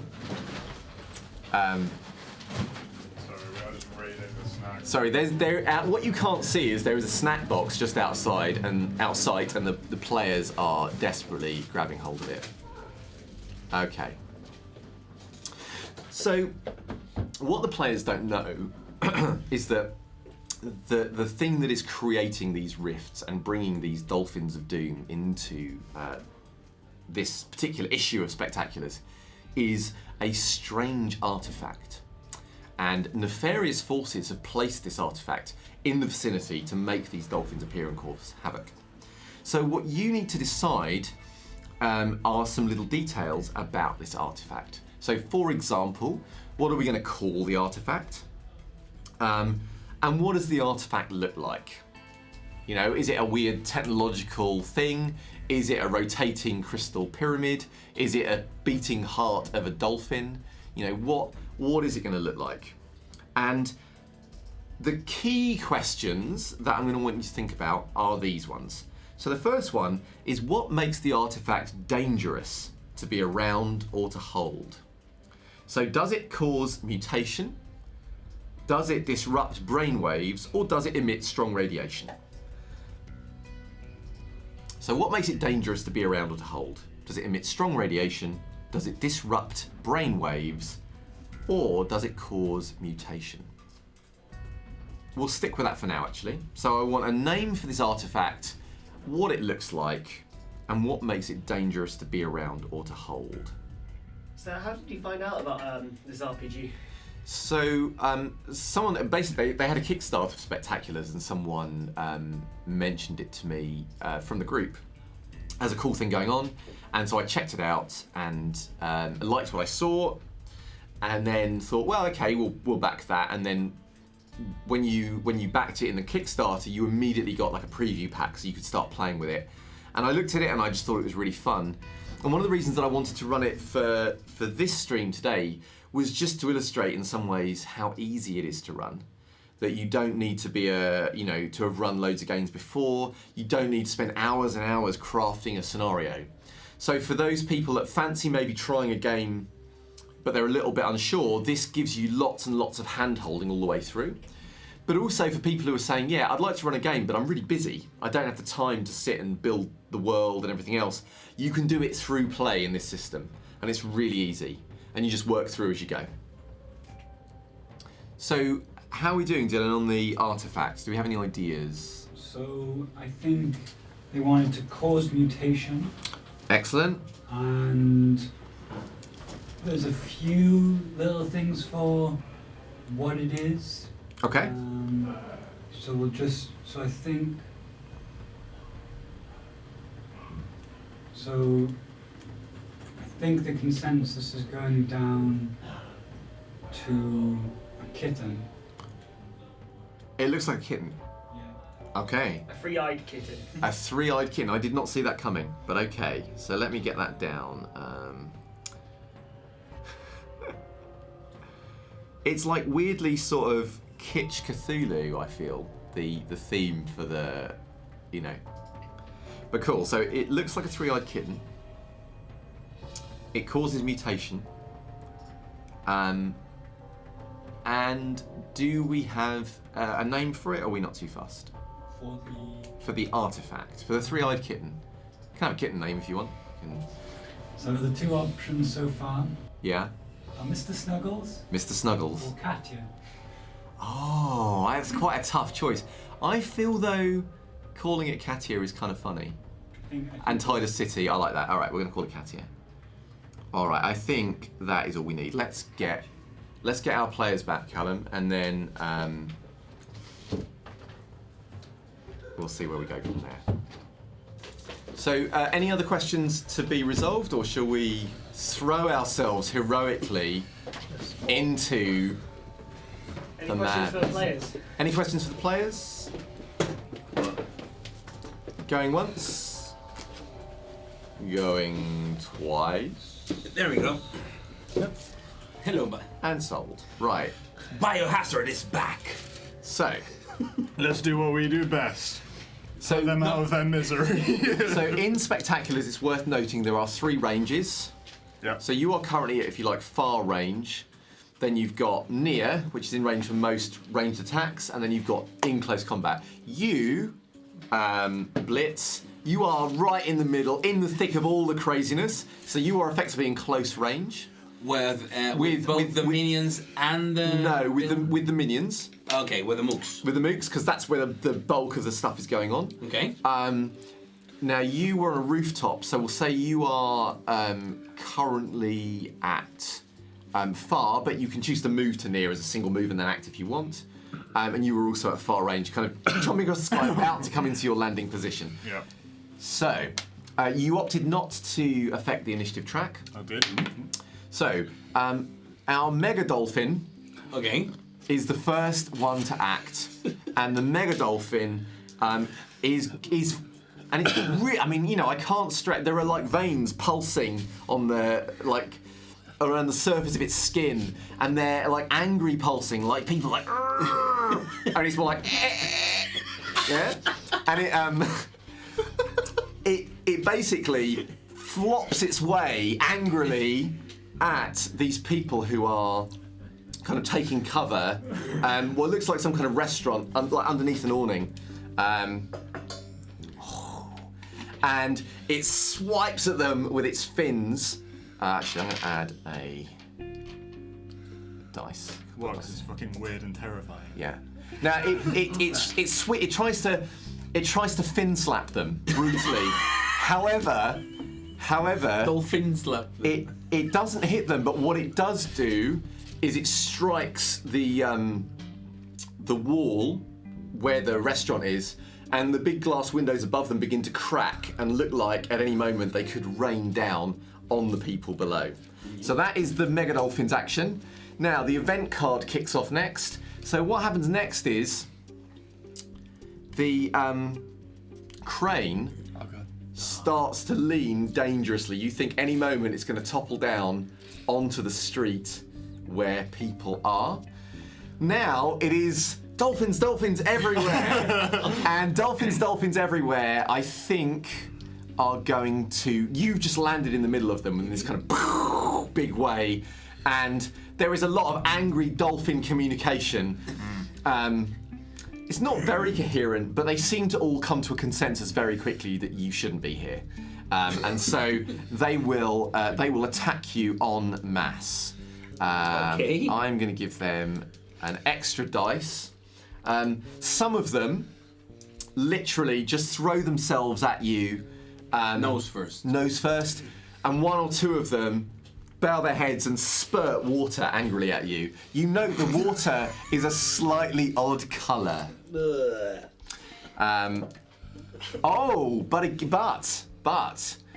water, they are so angry they can't even focus. Water spurts over your shoulder, fins fly past you. One of them dives, crashes into a car just off to your left, but you don't take any damage. So that was the minions. So it is your action, Blitz. What would you like to do? You are surrounded by very angry, mutated dolphins and screaming civilians. There is a crane wobbling. There is that petrol station worrying you slightly. There's all kinds of things going on. What do you want to do? I want to jump. Yes. Sort of parkour stuff, like jump over cars' roofs and dodging away, so I can throw myself on over the civilians and cover them. Where the glass is about to fall. Where the glass is so I'll literally be getting all the explosion of glass on my... Okay, so I think this... I'm shielding them. This is probably a use of your super toughness power. Yes. And I'm going to say that this is a heroic action. Oh. So let's give you 2 advantage dice if you can pass those down. You might as well leave a couple of dice handy down there. Thank you. So have a go and see what happens. Oh, sorry, and it's also a risk because there are crazy dolphins everywhere. And yes, I can see this. All right. So I succeed with 2 boons. 2 boons. Okay. So what I'm going to suggest is this. You throw yourself over just as the glass starts to rain down, and you take it all on the back. Being super tough, of course, you just shrug it off like it's nothing. And the people who are all going, ah, are kind of watching you go.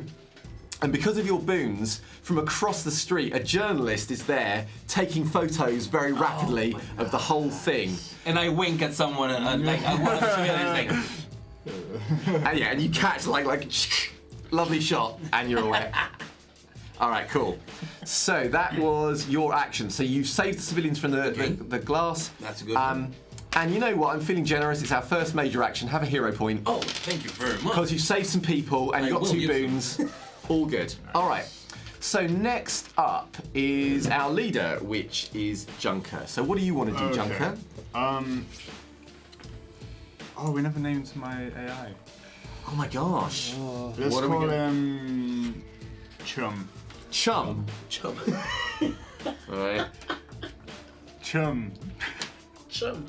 Yeah. You should cat name it. What? Would you please assess the situation? Fine. Can you?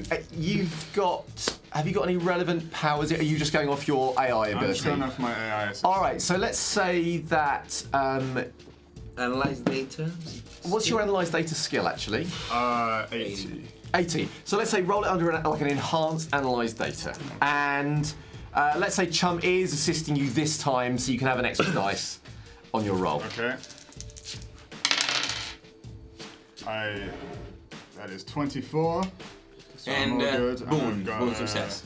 Okay, cool. So what I'm going to say is, so you start asking Chum to analyse the data, and you start to rapidly get kind of information feeding back into your like heads-up display in your suit, and Chum says, well, the crane is going to really kill people any second. You should really deal with the crane. There's like this, I don't know if you can see the sparks, but some of the dolphins are making sparks. Anyone near that petrol thing, they're going to blow. So, I mean, I guess I would deal with that, and maybe those civilians. I mean, I would just move a lot faster than you are. Really. I mean, get on with it, man. Did that use my action? So what we will say is, that did use your action, but whatever you try to do next turn will gain an extra 2 advantage dice on top of anything else that I give you. So, the crane. Yes. Is that the kind of crane that it, like the arm moves up and down? Yeah, so you've got like a long structure, the arm can rotate and it can go up and down and it can Okay. or you can go like. Is the arm currently at the top? The arm is currently at the top and it's going to, and so you've got like the top heavy. It's like. Okay. Okay. So do you want me to tell you what I'm planning on No, doing now? Okay. I want you to hold that thought, but you will get bonus dice because you've analysed the situation. Yeah. You can see the petrol station threat is not urgent yet, but it is serious if it goes off. The crane is an imminent urgent threat. Yeah. And of course the dolphins are an imminent urgent threat. Of course. All right, so that is your action. So, Aram, what are you going to do? How close are all the dolphins back together? So there is a big pack of dolphins. There are loads of them. They are generally all together, but they spread out because there are so many of them in this kind of central area, really close to where Blitz just was. But he's now kind of jumped across the car roofs out of the way. So he's not currently in the firing line.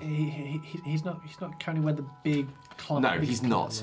There are lots of cars, of course, where the dolphins are, and there are civilians nearby, but they're not like.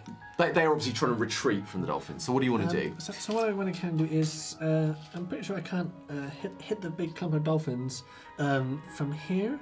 So I think what I'd like to try and do is use my teleport power to teleport that a little bit closer to be able to get more accurate with my energy blast. All right, so you're going to teleport in. You can teleport obviously anywhere you want. So you can be right up to the dolphins. You can be above the dolphins. You can be on another rooftop. Your choice. I'm not going to get as close as here, so I could try and teleport on a roof nearby. So when you teleport, you feel as your teleport is kicking off that there is. The air has this odd tang to it because it's been so torn lately by dimensional rifts. There have been lots of things teleporting, and you feel at once a surge in your teleportation power, and yet at the same time that it's harder to control. So you can have both challenge and an advantage dice when you teleport. And 4, and both the challenge and boon dice are blank. Okay, so you teleport in. You are now within range to attack the dolphins. No problem. So I will use those with my hands, focus them, dig out, and try and use a blast to try and hit the epicenter of them too. All right, so you're aiming for the epicenter of the dolphins, and you fire a blast. Any other clever things I should know about power-wise? are you making it like an? Right, are you doing an aerial attack, or are you just zapping the dolphins? Just using the All right. energy blast. So just give me a straight roll on your energy blast. An area attack. Yeah, area attack. Oh, you are turning it into an area attack. Yeah. So that is a special ability on your energy blast, I Yes. believe. So you need some time tokens. How many 3. did you get? 3. So there are 3 time tokens. And what this means is if you are successful in your attack. So sorry, how does it? Obviously you're focused. So is it like you're conjuring some kind of ball or something of energy that you then? Yes, it's like a golden light ball, like using wisps of energy that seems to leak from me. Fine, I'll throw you in an advantage dice on that as well. So you kind of cry energy into your hand. Ah! Yeah, okay. So you weep into your own hands to create this ball of energy, and you hurl it at the dolphins. And so 12. successful and a boon. So what I'm going to say is that you normally a successful attack against a group of minions will take it down 1 level. I'm going to say it's an area attack, so it's going to take it down 2, and it got a boon, so it's going to take them down 3. So, Did she got them all? Did she get them all? no. Oh. There are so many of the dolphins, right, collapse onto the road. Twitching Feels so wrong. in these kind of weird mutated forms unhappily. However, there are many dolphins still going, but that is the end of a round. So we are going to reshuffle the Mutated cards. dolphins and you just hit them with radioactive. You did hit them. You are taking mutation to a whole You new did level. hit them with radioactive energy, but that's fine. So. Let's try and make sure we got a bit of. Okay, so. I quite like this initiative. Like I'm feeling the tension of like, oh, I need to go before the event. Yeah. Oh look. Yes. So initiative track's laid out. So it's going to be our tank first, then Mega Dolphin, then leader, then the crane, which is the event, then your support, then minions. So, leader, do you wish to influence the initiative track in any way? I think that's pretty. You're pretty happy as it with that? is. Yeah, I think that's a pretty good order for us. So, Blitz, you have landed. There's various flashes of cameras coming to a close around you. And as you straighten up, the glass all just falls off your back without having hurt you Who at is all. stopping to take photos? So, what would you Take the jacket because now my jacket is all torn. Yeah. Every time. You take your jacket off to display your athletic physique My athletic physique. to the crowd. Tattoos. What do you want to do next? How far away am I from Mega Dolphin? So you could move to Mega Dolphin if you want to get into physical range. Yes. That's what I'm gonna do. So Mega Dolphin is actually quite close to you anyway because Mega Dolphin was attacking the people where you died. where I over. was. So what I'm gonna, I'm just gonna yell, tell the people to run in the opposite direction I'm going. Yeah. So, and I'm gonna buy them time, like open a window for them to just escape. Okay, so are you basically going to try and hinder the dolphin in some way? to Yes, stop I it want to attacking draw. them? I want to draw all the attention. How to are you myself. going to stop? How are you going to do this? What's your method of distracting the dolphin? I am going to insult the living crap out of it Okay. and throw stuff at it. So you're like picking up some rubbish and be like, "Hey, you dolphin!" and chucking stuff. Literally. Okay. All right. So, what do you want to base this off to get its attention? What I do you- throw some. Okay, something ability. so let's say we're going to take your throw skill. I like this Actually- idea because it's kind of ridiculous. So give yourself a boon dice, and it's not that hard. I'm not going to give you any difficulties because it's not hard to get an angry dolphin to pay you attention. Okay. So you, Actually, is it since not I'm at the Peter? Catholic, not in my experience. I'm banned from many aquariums now, I should tell you. So what? Do you want to make your roll then? So you're throwing stuff. You're insulting the dolphin. Any particular type of insult we should know about? any iron rods or whatever, and I throw Yeah. it like a javelin. Yeah, nice. Nice, I like it. Have you got any dolphin puns? Yeah, what's your insult? I want to know the insult for the dolphin. Oh, I am. Let's see. I'm not clever. Yo, Flipper! Oh! Have an extra dice! You invoked the name of Flipper. Yo, Flipper! Over here! I succeed. No success on the boons, but I succeed at the task. Okay, and how much damage did you... Oh no, you were just trying to get his attention, aren't you? Yeah. So, I am literally trying to guarantee that. Okay, so your not gonna attack your any intent other is to human. get them not to attack them, but to draw them to you. Yeah. So basically, you throw this thing, and it like goes donk off the dolphin who's been like following the crowd, and then it's like, and it looks like it's gonna go for you this time, definitely. Bring it on. And at that moment, it flops down in front of you, ducks its head, and spurts dirty water in your general direction. So, I'm keeping away from these things. and it hits you. The water feels like it's charged with some kind of foul energy as it washes over you for 52 resistance. Get me some time tokens. Okay, how many would you like? 2, because I'm gonna use my super toughness to Okay, reduce they get damage filthy by plus. 20 and 1 Hero point. hero point to reduce it by further 30 since of my tank ability. So how much was it? 52 in total. I so you're only going take to 2. So So I still have 198. something that would decimate, it would like kill a normal human, and it would certainly put a dent in the suit of your average Iron Man or someone like that. You take barely even messes up your hair. It just like the water like hits you and just goes like, ow! Oh, he's so tough, and it's like. It makes you look even better on Yeah, the camera. yeah. So you're like slightly. Oh yeah, now it's like a wet Yeah. t-shirt, wet t-shirt con. But you do feel you have taken a little bit of damage, and so of course you do begin to shift into your other form. And unlike it being made of like electricity or fire, you're more like a kind of a physical version of your demonic self, but a slightly unstable one, like the position of, say, a spiky growth on the demon form flickers slightly from one place to another, and the exact dimension of your shoulders just twitches like it's not quite as it should be. Okay, it's like energy weird. It's like right? weird energy.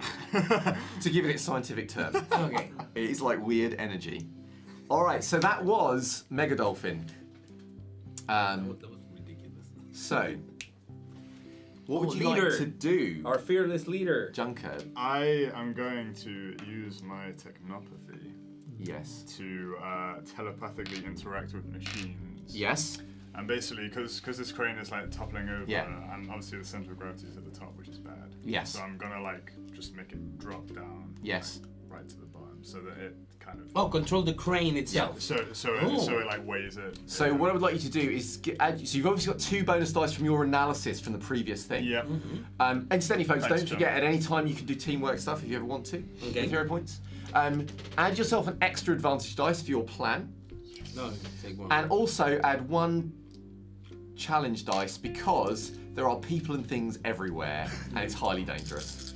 So you reach out with your powers of energy And somehow talk with the you crane. talk with the crane and 1-0-0-1-0-1-2-1-2. And that is, so I got 2 boons and it's a success. Success and 2 boons. Okay. And then you put 3 time tokens here.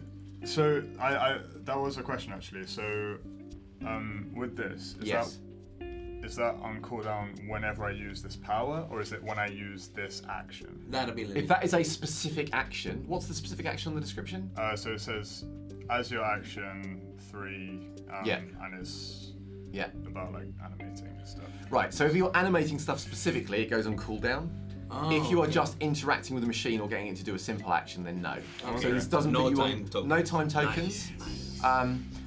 So normally with this crane thing, the way this works mechanically is there are steps to reduce the threat. Okay. So I'm going to say with your boons that you got, you just nullify the threat completely. Ooh. So the crane goes down, and when you put it down, you work it with the center of gravity, so it's now completely locked in place. And obviously, you might want to write a stern letter to the construction companies inside a city. They won't reply. You could do that. And of course, as you're doing that, Chum is like, "Oh, you're talking to cranes now. This is so good." But you've done it. And We did it, Chum. indeed, you've saved people from a threat, so you can have a hero point as well. All right, so this event is now taken. The peeling back of the blindfold. Yeah. So the event is now taken out of the initiative track because it is no longer a threat to you at the moment. Awesome. So, Aram, it's you. So, well, both my teleportation and energy blast are now on cooldown, so we'll remove one time token from each power card that has one. Yes. So yes, take a time token off each power. Yeah, so they're reducing that. So, but they're both still on cooldown. So. What are you going to do? So your situation is the crane has been resolved. There is a very angry dolphin. Looks like it really wants to hurt Blitz, but Blitz is taking it. Blitz does not look too troubled. There are still several dolphins on the verge of causing havoc, one might say, immediately after your turn. So what would you like to do? There are also civilians. There are civilians who were by the restaurant that have fled thanks to his action.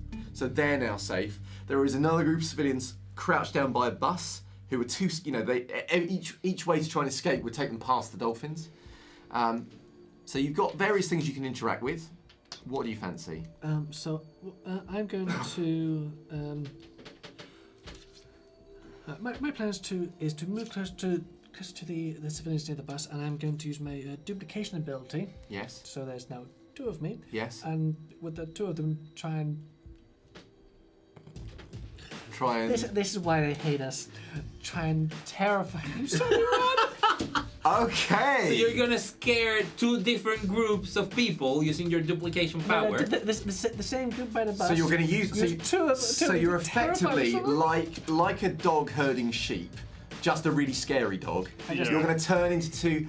So I think this is partly a use of your duplication power, but it's also arguably being creepy as a skill. I think I'm more trying to go for the intimidate someone, so Yeah. intimidate to scare Yeah. them. So let's say that. Okay, so you split into two versions of yourself, leaking radiation from your eyes, And I rushing towards them. with my powers going, I actually open up the blind, and so they just see the real.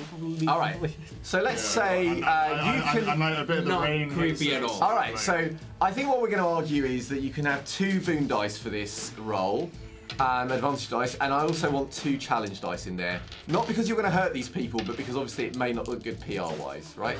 And also, terrified people can go anywhere. So let's see. So one roll for duplication, and one. No, we'll say you can just duplicate as this just as part of your move. I want to make your roll against how effective you are at corralling them and terrifying them. Ah! Oh, so the boons cancel the complications. So you're left, I believe, with one complication. One complication, but And succeeds. succeed. Okay, so you are very successful in doing what you're doing. These people, I mean, like, they were just trying to go shopping, right? And there are dolphins popping out of the sky trying to kill them. And then they're creepy, deformed dolphins, right? They are already on the edge of sanity.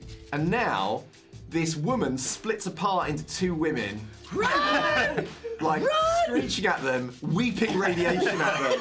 They're like, it's not worth it. I don't care if there's a sale on. I'm going home. It's not worth it. They scream, they panic, they run. The rain is burning her like acid. And however, as they are running, 1 or 2 of them are like, help, help, biohazard here, help!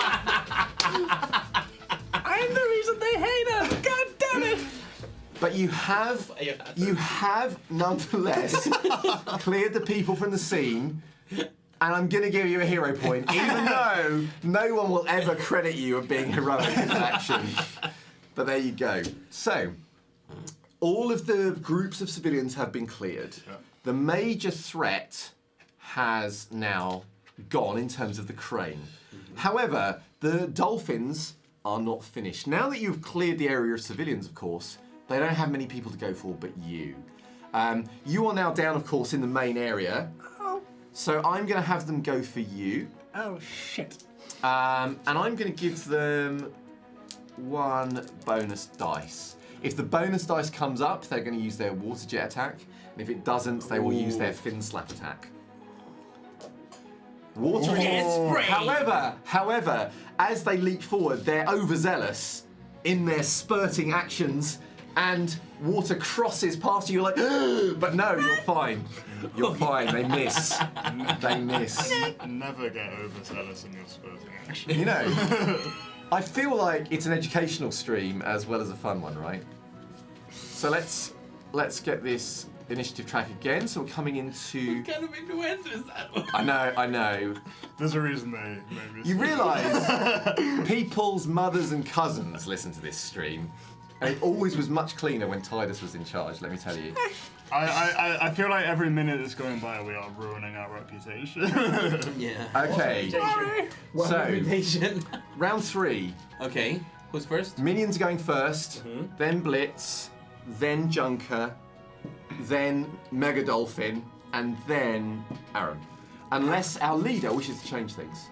I would like Blitz to go first. So how are you gonna? Tell me what you're doing. I assume we have some sort of the normal earpiece or something. and obviously because I'm still like Yeah. hopping above the sea. Yeah.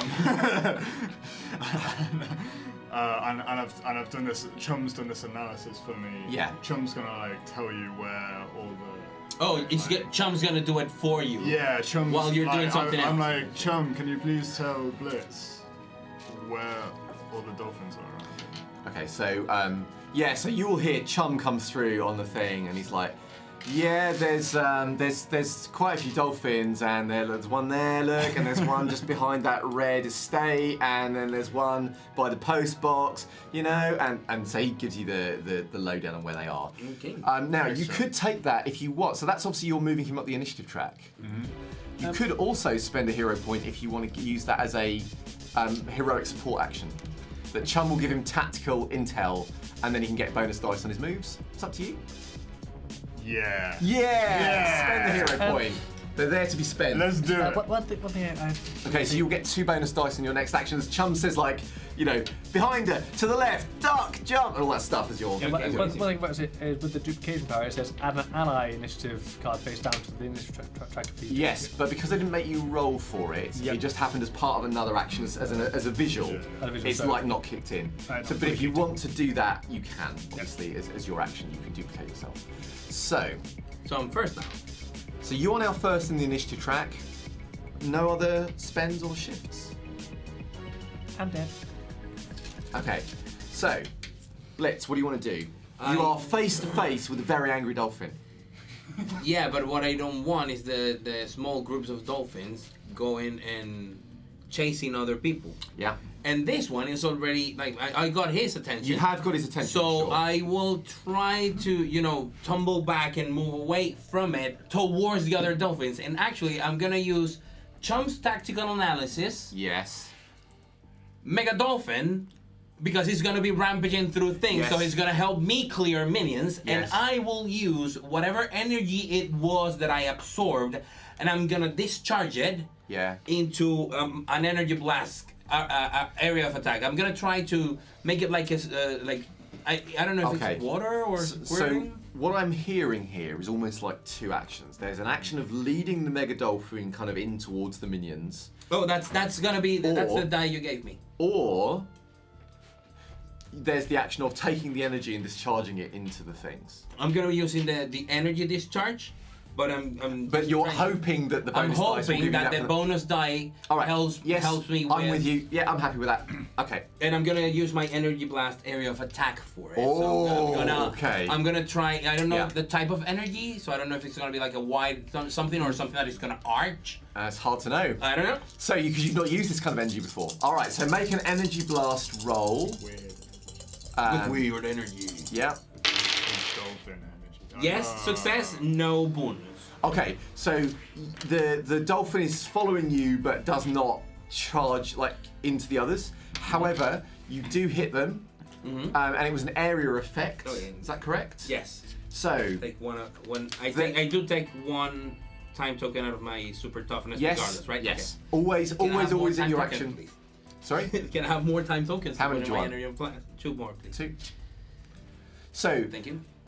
you discharge this energy, and it kind of comes out not just like from your hands, but from your mouth, and it's like you kind of go, blah, you like vomit this horrible, dirty water that just kind of explodes outwards, and it strikes the dolphins. Now, let me just. Oh, sorry. Can you roll 1 challenge dice for me?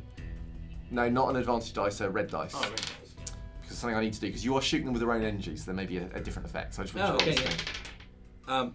It happened. Okay, so you blast them with this water, and as you do so, as the blast hits them, there is a kind of weird sparking effect, and it opens a rift, and another dolphin flops out of it. Well, at least I Biohazard! de-transformed, right? Yes, you've now gone. Whoop, And I'm back. You're back to Okay. normal. You're back to normal. And you feel much better. It did not feel good having that energy in you. You felt weird. You feel much, That's you like know. a bad energy. That is, as they say, weird energy. All right, so that was your action. Right, you've kind of put yourself in the middle of all of them, right? So they are. Did my energy blast? Oh yeah, it reduced the size of the minions, but then it increased again. So it did reduce them overall, but it didn't reduce. Yeah. Like you could have done them slightly more than you did, if you see what I Okay. mean. So you've thinned out their numbers significantly now. There's only really a few dolphins left. Mm-hmm. Despite the fact, though, they don't seem to be acting any different. They are just as angry as they were when you very first met them. And one of them, in fact, I'm going to make a quick roll to see if they're going to go for. They are going to go for you because you're probably the closest. And it's going to be fin slaps all the way. Okay. So they come along, fins. 44 resistance. No. 14. 14. So they slap against you, but tense, your awesome musculature and your body's ability to kind of absorb energy of all kinds, even kinetic energy to some degree. You just take it. You're not even rocked. It's almost like, is that the best you can do? Even the dolphins have a moment of surprise, looking like just for a moment, like, how is this man still standing? And that is their action. So it is you, Junker. What do you want to do? So I am going to use the action on my technopathy. It's doing good so far. Tell me more. Tell me more. What this does is various machinery around the area. So I don't know, maybe like Parking meter. parking meters and like I don't know, maybe like a coffee machine at a shop or Okay. like something like Scooters. Yes. that. But I animate a group of machines, Yes. a size of 4 squad of minions that remain animated until the end of the scene. Wow. Add an ally initiative card to the initiative track for your machine allies. Oh, so it's an actual ally group size 4 Yeah. minions Yeah. that are on our side. Yeah. That's so cool. Okay, I love power. Okay. And So they assume to come in this turn, right? Did you say that? Did they come in this? yes. They say So I'm going to put them on the at end of the end. initiative Yeah. track. All right. So you begin to, and you can feel you're reaching out with your power. Various machines tearing themselves free of their normal housing and starting to make their way out. So, You just destroyed like 3 cafes, a pizza parlor, and like, all right. This is important. the amount of damage to property I you have do. 3 times. You can you are there? Oh, I've got one here. Are we out of time tokens? I think we are. Yeah, I believe we are. God, you crazy people. Your time. So Yeah. you do that. That is starting to happen. So Mega Dolphin, who I believe is chasing you. Yeah, bring it on. So Mega Dolphin, having shot you with water and that having done nothing, basically launches itself like belly first from the ground into the air just to land on you like. Belly fluff. Yeah. Okay, cool. I'm going to give it a risk dice for this as well as an advantage dice. Yeah, because it's massive. Because it's massive. So it does you 37. 7. But This is disgusting. as it bounces off you, it lands badly in some abandoned cars and gets itself caught. In like one of its fins goes like through the window into the car, and it's got itself slightly caught, and you think hurt itself slightly. Nice. Okay, so it's you, Aram. What would you like to do? So, seeing that they've gone a little too close for comfort, as my teleportation will now have finished its cooldown, I am back on.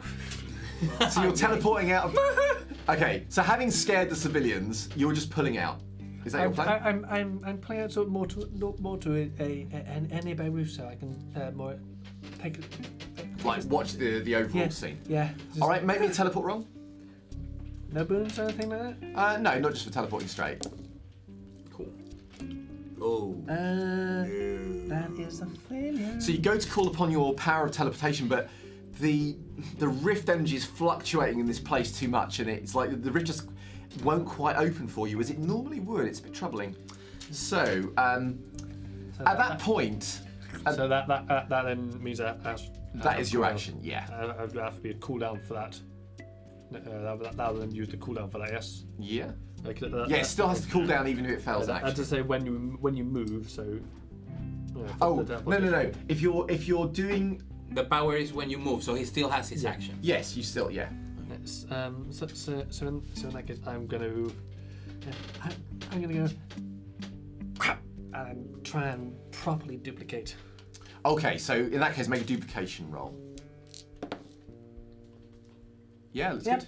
So that means we are adding. I think does your duplication card just get added to the initiative track? Yeah, and an ally for that. I share resistance points and hero points with a duplicate, and if my resistance is reduced to 0, both myself and the duplicates are defeated. Oh, so it's a different color ally, right? Yeah, it's going to be a different ally. Now I don't have a spare ally card, so can I borrow your duplication card? Oh, the power. And I'll just make that your ally in the track. All right, so you have acted to duplicate yourself, but your duplicate can take an action. So at this point, from the local arcade, a pinball machine comes bursting out. shooting balls. And and like really, like I say in arcade, this is actually more like a museum because of course we're in the present day, so there'll be quite a lot of the arcade machines are quite old, so there'll be like a Street Fighter will come lurching out, and maybe a Mortal Kombat and various other ones, Final Fight and things like that. They'll all come kind of lurching out. I'm totally reckon like vintage. Really nice. Lots of very cheesy like electronic music playing. And stuff, and they come lurching out. What do you want these this like team of arcade machines to do? I want them to go for the big old dolphin that's just the one that's trapped. Itself. Okay. Yeah. I'm gonna give it a couple of advantage dice because the dolphin is currently pinned. Okay. So they set upon. They're size 4, aren't they? So yeah. Size 4. Right. So they have a 50% chance of success on Which rolls. they've done. Their maximum damage on attacks is equal to the current size of the squad times 10. So 40. Yeah, cool. So basically, they come lurching out, and the pinball machine literally just fires a couple of balls out, and the dolphin's like, and then the Mortal Kombat machine is like, finish him, and then like the Street Fighter machine, this one's like, Hadouken, and then falls onto the dolphin, and the dolphin like lurches and then collapses under the weight of all of that. So the Mega Dolphin is out of the initiative track. Yeah. Biohazard. However, the smaller dolphins are still in play, and your duplicate now gets to act. What do you want your duplicate to do? Your duplicate can also shoot like your power. So the duplicate base has power. the same powers, I believe. As you. It has, I believe it has the same cooldown because I think. Yes, it does have. It shares cooldowns, I believe. Oh, sure. So what do you want to do? You can. So I'm trying to get the duplicate to go to one of the nearest dolphins and just try and put hands on it and try and just try and discharge some of my own radiation into this dolphin. Okay, so you're effectively Energy making is your energy blast still on cooldown? Yeah, still on cooldown. So you're basically you're describing a normal attack. So I Yeah. believe you will just have a 50% chance of this working because it's not one of your actual main abilities. Unless you've got a skill, unless any of your skills as Outcast enables you to like punch people. Nope. Okay, I will give you a boon dice, however, because you're trying to discharge energy into this thing, and there does seem to be some weird energy relationship going on. Oh no. Fail. Nope, that's a failure. So you dash forward, but the dolphin is too nimble. It looks like a dashboard, it's been duplicate, so which one is the real one? You leap down to like, and it just like out of the way. Shit. All right. Initiative, I guess. It's a new initiative round, and I believe both the duplicate and the arcade machines stay in play. To the I end of the love scene. this system, dude. I love it. All right. So we're just going to give it a shuffle. Really fun, isn't it? It's super fun. good. Also, thanks for the dolphins. I'm laughing my butt off. They're all very, very proud, I think, of their. I So get it says the it's going to go heavy little- duplicate Oh, look, first, look. then arcade machines, then blitz, then minions, then Oh. junker, then. I'm sorry, I always. I have a tendency to go last. But you're always going first. So you're duplicate.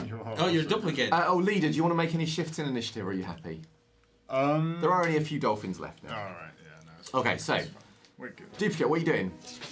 Oh, your time token comes off. Time tokens come up. So is there a group of these mini dolphins? There's a small group of dolphins left. And she's Attack it. gonna go Reckon. Yep. and fire blast, and that actually hurt that one. Okay, so you are gonna fire an energy blast at these dolphins. Okay. I wanna use a hero point Tell me to more. help you. Tell me more. So I'm gonna, as you're releasing this blast, I'm gonna use my atomic energy control to like enhance it, right? So it's I like it. I'm kind of Yeah. using you- our powers in conjunction. With Like one it. So another. if you could, that's a heroic assist. So could you add 2 bonus dice to your attack? So you basically, as you're releasing this blast, you feel that it's taking on more strength than normal as you start to bring it out to its full power. Nice. Success with 2 wounds. Success, 2 boons. Success with 2 boons. Decimate. Done and done. So You are. like this. It basically the beam comes out and just kind of widens and widens and widens, and you see that because there's like a couple of dolphins that are in the line, and the others gradually their little eyes widening as the beam starts to encompass more and more of them, and then just washes over them all. And then when it's gone, there were just stunned dolphins laying in their all wake. of the arcade machines and stuff start doing like stage clear, you win. You win. You are victorious. I try to roll. Is there any rift open in the ground? So there are currently no rifts actively open, although the air still kind of shimmers slightly with that energy. So what we're now doing is, so you're, unless you want to keep your duplicates separate, you will start to re-merge. And unless you are going to try and actively force the arcade machines to still be in play, they are going to start to power down. But at this point, we are moving out of a conflict scene into an interlude scene. So you are still in exactly the same places, but we're out of kind of standard initiative. Okay. So remove tokens. So you can remove tokens, cooldown, stuff like that. That's all Cool down, fine. get all the way And up to your hero points. Keep your hero points static as they are for now until we finish the interlude. Health. Your resistance will restore itself. I'm only missing 20. 23 actually. Right. So you are now standing in a, most of the screaming people have vacated the immediate area. There are dolphins laying around. They look, they look kind of weird. You will also be aware, of course, that it is only a matter of time before the police or some other organisation arrive. So my question to you is, are there any things that you wish to do here at the scene of the attack You can see there was quite a lot of damage done to various things. But there is nothing critical that you are aware of. Is there anything else we need to do? Okay. Well, let's see where they came from, right? Can you like feel the rifts or whatever? Then I'll try to sense. So you're going to try and sense the energy. What are you trying to discern by sensing the energy in the air? Where it originated from. So you're going to try and get a sense of location, all right? And what about you two? Is there anything that you wish to do? Walking around trying to get clues as to where they land. I mean, there should have been like an opening of the rift that was pretty big, so the mega dolphin came through. And if he came into the world the same way the other one just plopped out, he must have landed somewhere. So I'm looking like for impacts, places where they fell. Sure. So what would you like to base that? Sorry, Biff, while you're both thinking about what you want to base those rolls on, what are you going to do? So I am going to go down to one of the dolphins and collect like a sample. Yes. I'm going to ask Chum to analyze the DNA. Okay, so do you have a skill I think is relevant here, perhaps? Analyze data. I mean, it's a bit of a stretch, isn't it? But I tell you what, why don't you make an analyze data roll, add 2 advantage dice for Chum, and also a hindrance dice for Chum, and we'll see what happens. And hang on a second, you're looking at crash sites, so what do you want to base that roll on? I want to base it on my amazing anything else roll. Awesome. So And my what favourite. I about can do you? the same. I can do Okay, so let's do with the sensing energy. Can you add an advantage dice because you are good at sensing energy? That is one of your things. You're not particularly good at investigating crash sites, so if you just make a straight roll. No, 52. Okay, Success, no advantage. All right, so you're trying to discern a location. So the sense you have is that the rifts predominantly opened in the sky, and you have a very vague sense of a location where, like a direction. You do have a sense of the direction at which this rift was opened from. Do you want to make your roll for? Oh, Chum is feeling. Oh no! It's a failure, but I got 2 boons. Oh, okay, so you're trying to analyse this stuff, and you are not really making head nor tail of it. But Chum will say, well, you know what's kind of interesting is there looks like there's some human DNA in here. I think these people were once people. There might even still be people inside there, which is a pretty disturbing thought. I mean, who would do that? What kind of sick mind would do that to people? What kind of crazy, twisted, weird people would do that? But yeah, it looks like there were people once, and it looks like there's something otherworldly about this energy. Oh yeah, I mean, even their DNA is angry. I mean, it's a strange thing. I think without a strong will to control them, they just go crazy. Chum, Yo. those dolphins were like talking to each other, weren't they? Yeah, well, shouting more really, I think.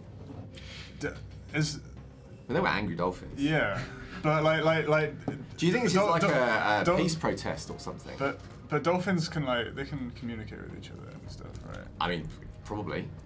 Could you start looking up how dolphins communicate? See if we can Seriously? replicate.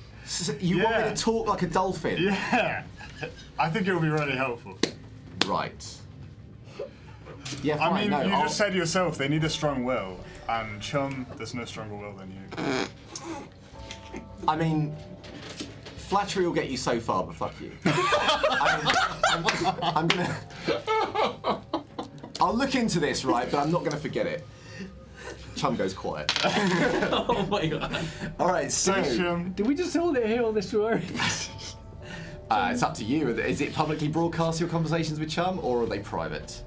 Probably they're in the channel, or are they? Yeah, they can be yeah, or are they private. private? Okay, You can that's choose. fine. You can choose. So, Aram, you've got a sense of direction. You're looking at there's a lot of impacts. These dolphins are belly flopping all over the place. They're quite, who knows? It's hard to tell. You lose! Says one of the arcade machines. What are you gonna do, folks? Oh, if I heard that conversation, Yeah? I start looking for ways I start piling up unconscious dolphins. Woo, woo, woo, woo, woo! You That's hear what in the I- background. I got a sense of where I think the energy, where the source of this rift came from. I think I know where Well, whoever did this might. You two actually go be. and check it out, and I'll talk to the police about this. Okay, don't worry, you'll be able to hear which direction we're going. Okay, so you start leaping off in the direction of the sky in these kind of giant, explosive steps. You assumedly are going to beam off in that direction. And you are piling up dolphins. I am I'm putting them all. I'm collecting all of them to be So- near the big one, so they can all be taken into custody. Yes, these are not dead dolphins, I should add. No, You've only they're subdued them. knocked out. Now that you are moving them physically into a pile, the fact that they are clearly things that have been made into dolphin shapes that were once people is far more apparent. In fact, one of the dolphins, its eyes are still human and they look at you in a haunted, pleading fashion.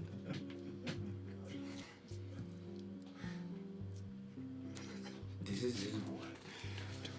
So, Can I try to absorb whatever energy? If they were mutated by Yeah. some sort of energy, you want to try and absorb the energy into yourself. yes, and see if I can heal them. Okay, but I should tell you there is risk associated with this action. So what I would like, So this is a heroic thing to do. Oh, yeah. So I would like you to add 2 advantage dice because it's heroic.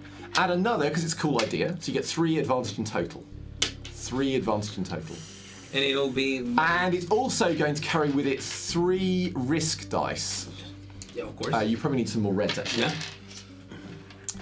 Because you are deliberately trying to absorb lots and lots of this very bad energy into yourself. I would love to help you with this right now, but I don't think I can. So. You've just left the building, unfortunately. Can I? But chum, Can I mate. base it off You, of my super toughness? yes, you can. Because I am trying to see if I can Yeah. Okay. absorb this Yeah. whole energy Okay. to cure them. Yeah. So whoever was looking at me, Yeah. I go for it. Okay. The heroic effort can be done after you roll your dice. Okay. Yeah, you can spend hero points afterwards if you need to. So I spend 1 hero point because I rolled a 97. Okay, yeah. So hang on. Can you add another challenge another disadvantage dice and roll that?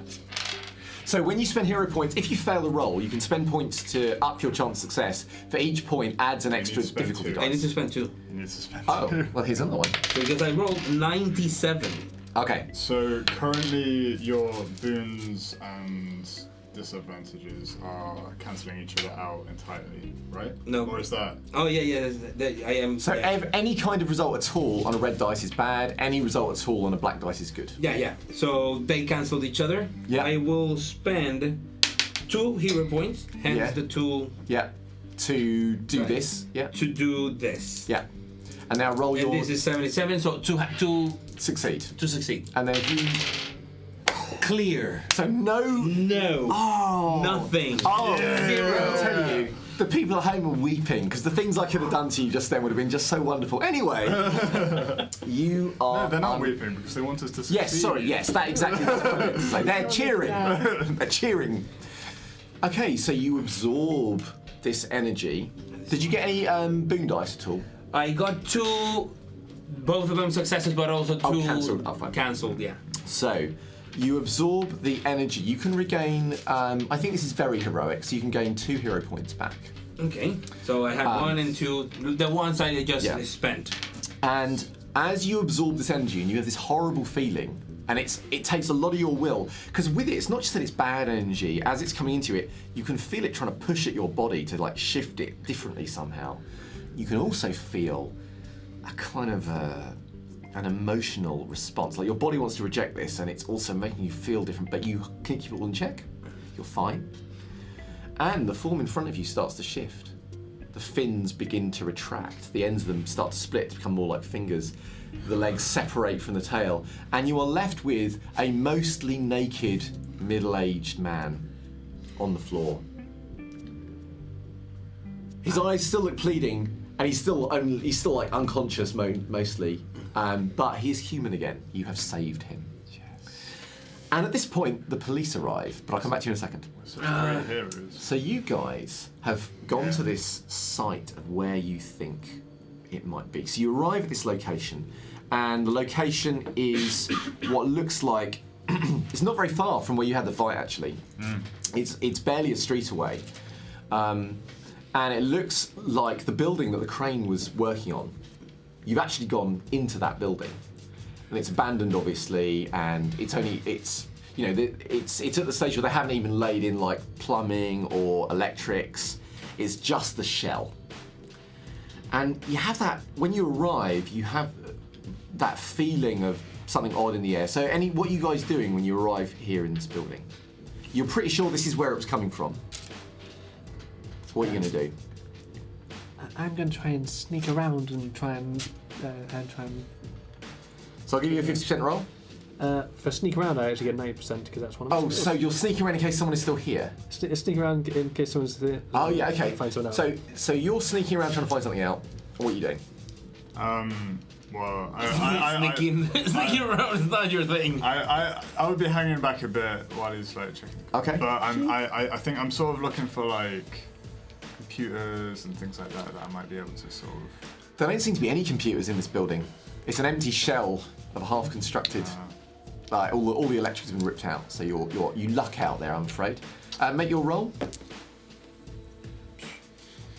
That's Six. So you like a ghost, you slip through the floors of the building.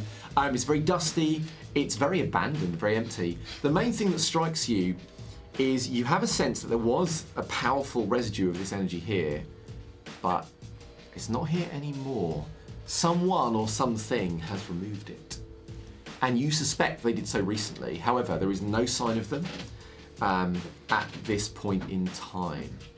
So the police arrive in quite large numbers. Okay. Are you hanging around to talk to them? Or are you not? I think I must feel very debilitated by it, and also by the draining. You don't feel great, and you're aware this energy is dangerous. Yeah, and you're I also need to aware release the it. police are a bit 50-50 on superheroes. Yeah, I need to release this energy. Yeah. So what are you gonna do? So what I'm gonna do is like slowly let it trickle. No, forget about it. I am just gonna hold it in while the police comes. Okay, so you're waiting for the police to come talk to you. Are they? They're gonna come to talk to me. Yeah. Yes, but this is your last chance if you wish to leave the scene without an interaction with the police. That is my point. Oh, yeah. I jump into my jet boots. So your jet boots are now fully charged. It's like a blink, blink, and you go boom. Yes, I'm gone. And you hear a, "Oi, you come!" And then you're gone. So, at this point, guys, Go towards them. Let's say you've reunited in the abandoned building. Police are obviously starting to try and deal with the chaos and the mess down below. You've regathered together. What do you want to do? As we were regathering together, I would have been over the channels, giving them updates. Yep. Yeah, I let them know that what I did with the energy in one of them. Do it all in character. What okay, do you want to do, guys? Guys, I think we can help these dolphin people.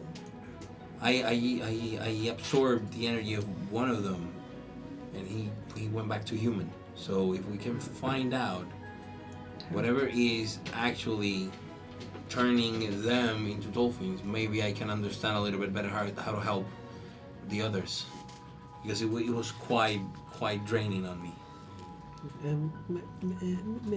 Maybe you could you can control energy and such. You enhance my blast, which is thank you. That's always a nice boost.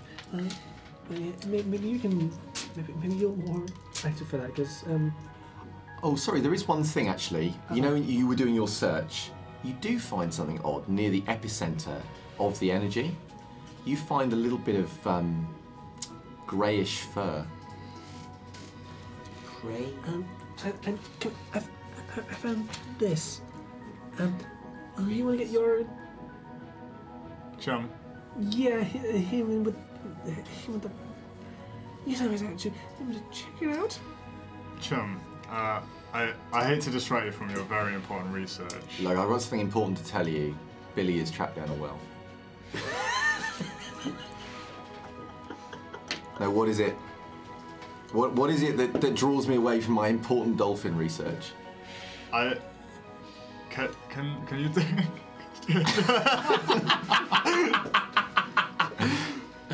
Can you tell what kind of fur this is? I can analyse it. Yeah. Could you do that, please? I would say that is cat fur. Cat fur. It's cat fur. But it is. But sorry, that cat fur, by the way, is registering that energy quite intensely. Brace yourself, guys.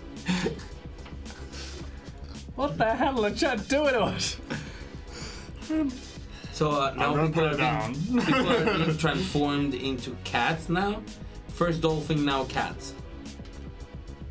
Sorry, what did you say? No. What is the dolphin like? What has the dolphins got to do with the cats? Well, Those are like something. two very opposite things. Yeah, but something transformed those humans into that dolphin shape. What if that thing is able to reshape people into animals? Chum, is this fur giving off more energy than the dolphins were? Would you say? In your expert opinion. Yeah. Yeah, it is. Yeah. Yeah. Yeah, so it's the same type of And energy. Yeah, but think this that is too. like stronger. It's very So probably strong it's sense. the head honcho. The head feline honcho. So, what I'd like to do is I'd like to try and sort of focus being manipulative of the energy battery. I'd like to try and learn more about what energy it is. Yeah, I like that. I gonna think because walk- you don't have unfortunately, so I think it's just coming with your standard kind of ability. So just roll me a standard roll. Give yourself an extra dice, a boon dice, advantage dice even, and see what you get. Successful boon. Success with the boon. All right. So you try and tune yourself to this energy, and the sense that you have is there is something inherently disruptive and weird and alien about this energy that kind of wants to shift things. But you do get a sense of it, and you have tuned into it. You think you would be able to potentially detect it more easily now than you could before. Yeah, I think you can detect it more easily. It's not natural. Like me, not natural at all. I walk around outside this shell of a building Yeah? to see if there's people around, because this is away from the disaster area, so things here should be quieter, right? Yeah, it's quite quiet where you are here, and obviously people who were nearby just moved away. Obviously the police are starting to now lock the area down. So you're having, are you looking for anything in particular as you move around? Yeah, no, anything that looks odd or out of place, like just wandering. Sure, so you're having a little wander and a scout. Yeah. Just give me a D100 roll and tell me what you get. What are you guys doing? Anything? I think we need- 09. I think we need to find the cat that this fur comes from. I can try and. Okay, so are you guys are you trying to find this cat in any way in particular? Like, are you doing anything or are you doing anything? You can use your powers in kind of quite broad ways if it will help you. I'm going to more like a zen-like pose and try and focus and feel out with my energy, try and feel out where my So you're gonna make yourself receptive to the energy and try and sense it. And Yep. okay, give me a roll. Give yourself 2 advantage dice and 1 red dice as well, because this always carries risks. This energy. Oh. Obviously, red and black cancel each other, so what that actually is a success and a... That's a 97. Okay, so you don't have a sense of exactly what direction the energy is, but you do start to create a rift opening, a little bit like one of your teleport ones. However, this is interacting with the energy you're trying to sense, so rather than you just vanishing, it's tearing it open. Like sometimes this happens in Tidus City that rifts open. However, you cannot see what is on the other side. So, as you're walking around, you start to see weird lights flickering from the area where you're in, and you maybe hurry back because there's nothing that you can see around. What were you doing, sorry?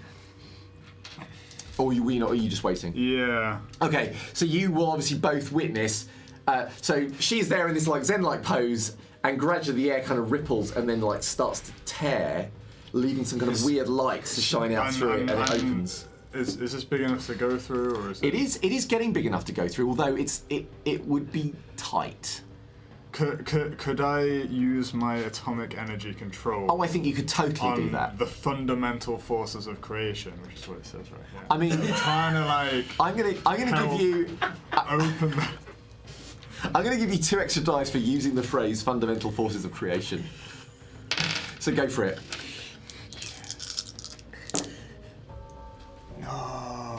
Fail, is no boom. Awful. That's the exact same dice roll that I had. So you try. Someone could heroic assist if you want to give them extra advantage dice. There's nothing. I So you can try to do it, but despite the fundamental nature of this power, this is an otherworldly power. This is a strange, weird power, and it resists your. This is a power not even of this world. It's so out there. It's so, as some might say, wasn't even weird. created. It's so weird. It just doesn't work. So is it squeezed tight? Yeah, it's It's a squeezed tight. tight squeeze. That one. Yeah, it's a tight squeeze. My English. It's not a squeeze tight. That's a different stream, but it's a I tight squeeze. put my hand through it. Okay, you put your hand through it. He's gone. Go. Okay. I can't have this forever. Go. Can we still hear him on the comms? No. I'm trying to reach out with my technopathy. You can make a technopathy, yeah? To his headset. Okay. Nope. Okay. So, it was a nice idea, but the dice are just not on your side. So, you're struggling to hold. You are holding it. He's vanished. Fuck it. Let's do this. Let's do this, chum. Have you been preparing your speech for the dolphins? Yeah, I think I've got the swearing down. All right.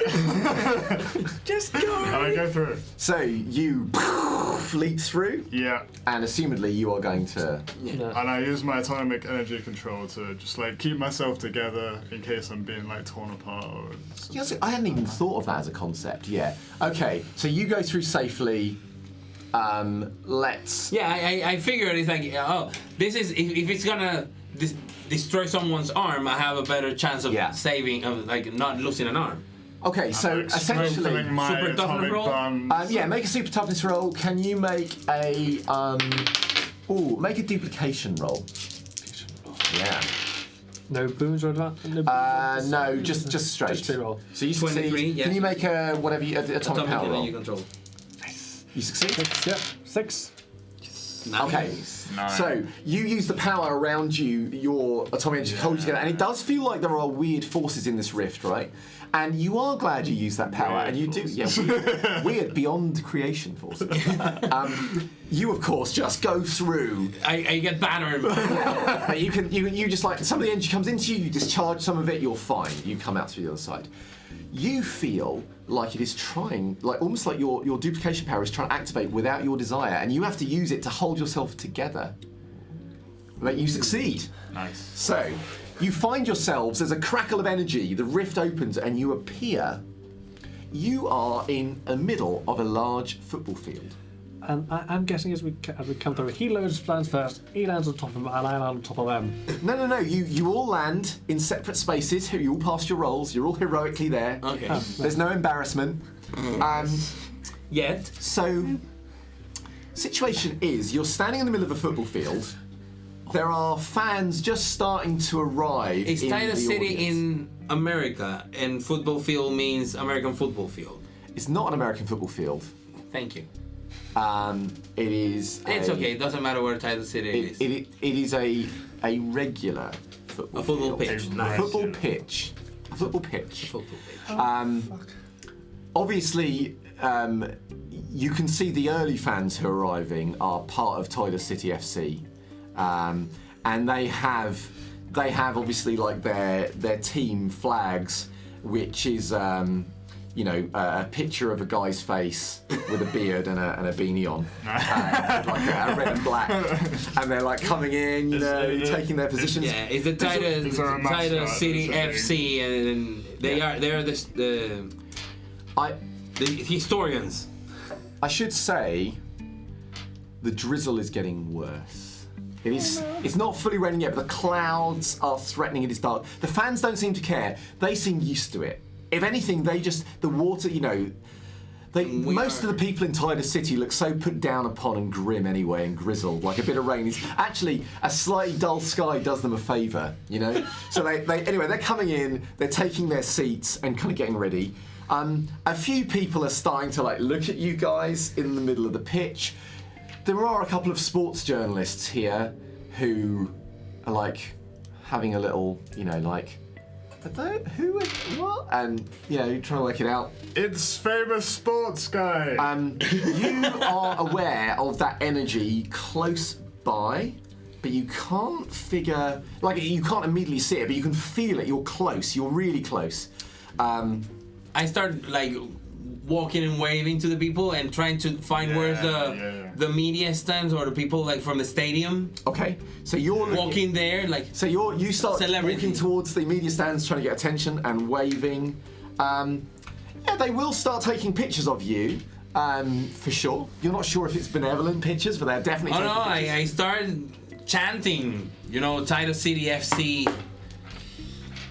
songs. Come on. I'm supporting team. Alright, so give me some kind of persuasion or charm. Get a bonus dice for the Tidus City FC charm.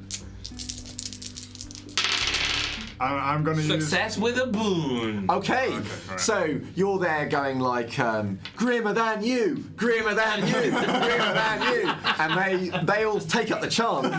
Yeah, and they're starting to wave the things. And amongst this small, because obviously most people don't like superheroes, but you seem to be winning these ones over. Fellow athlete type, they're your people.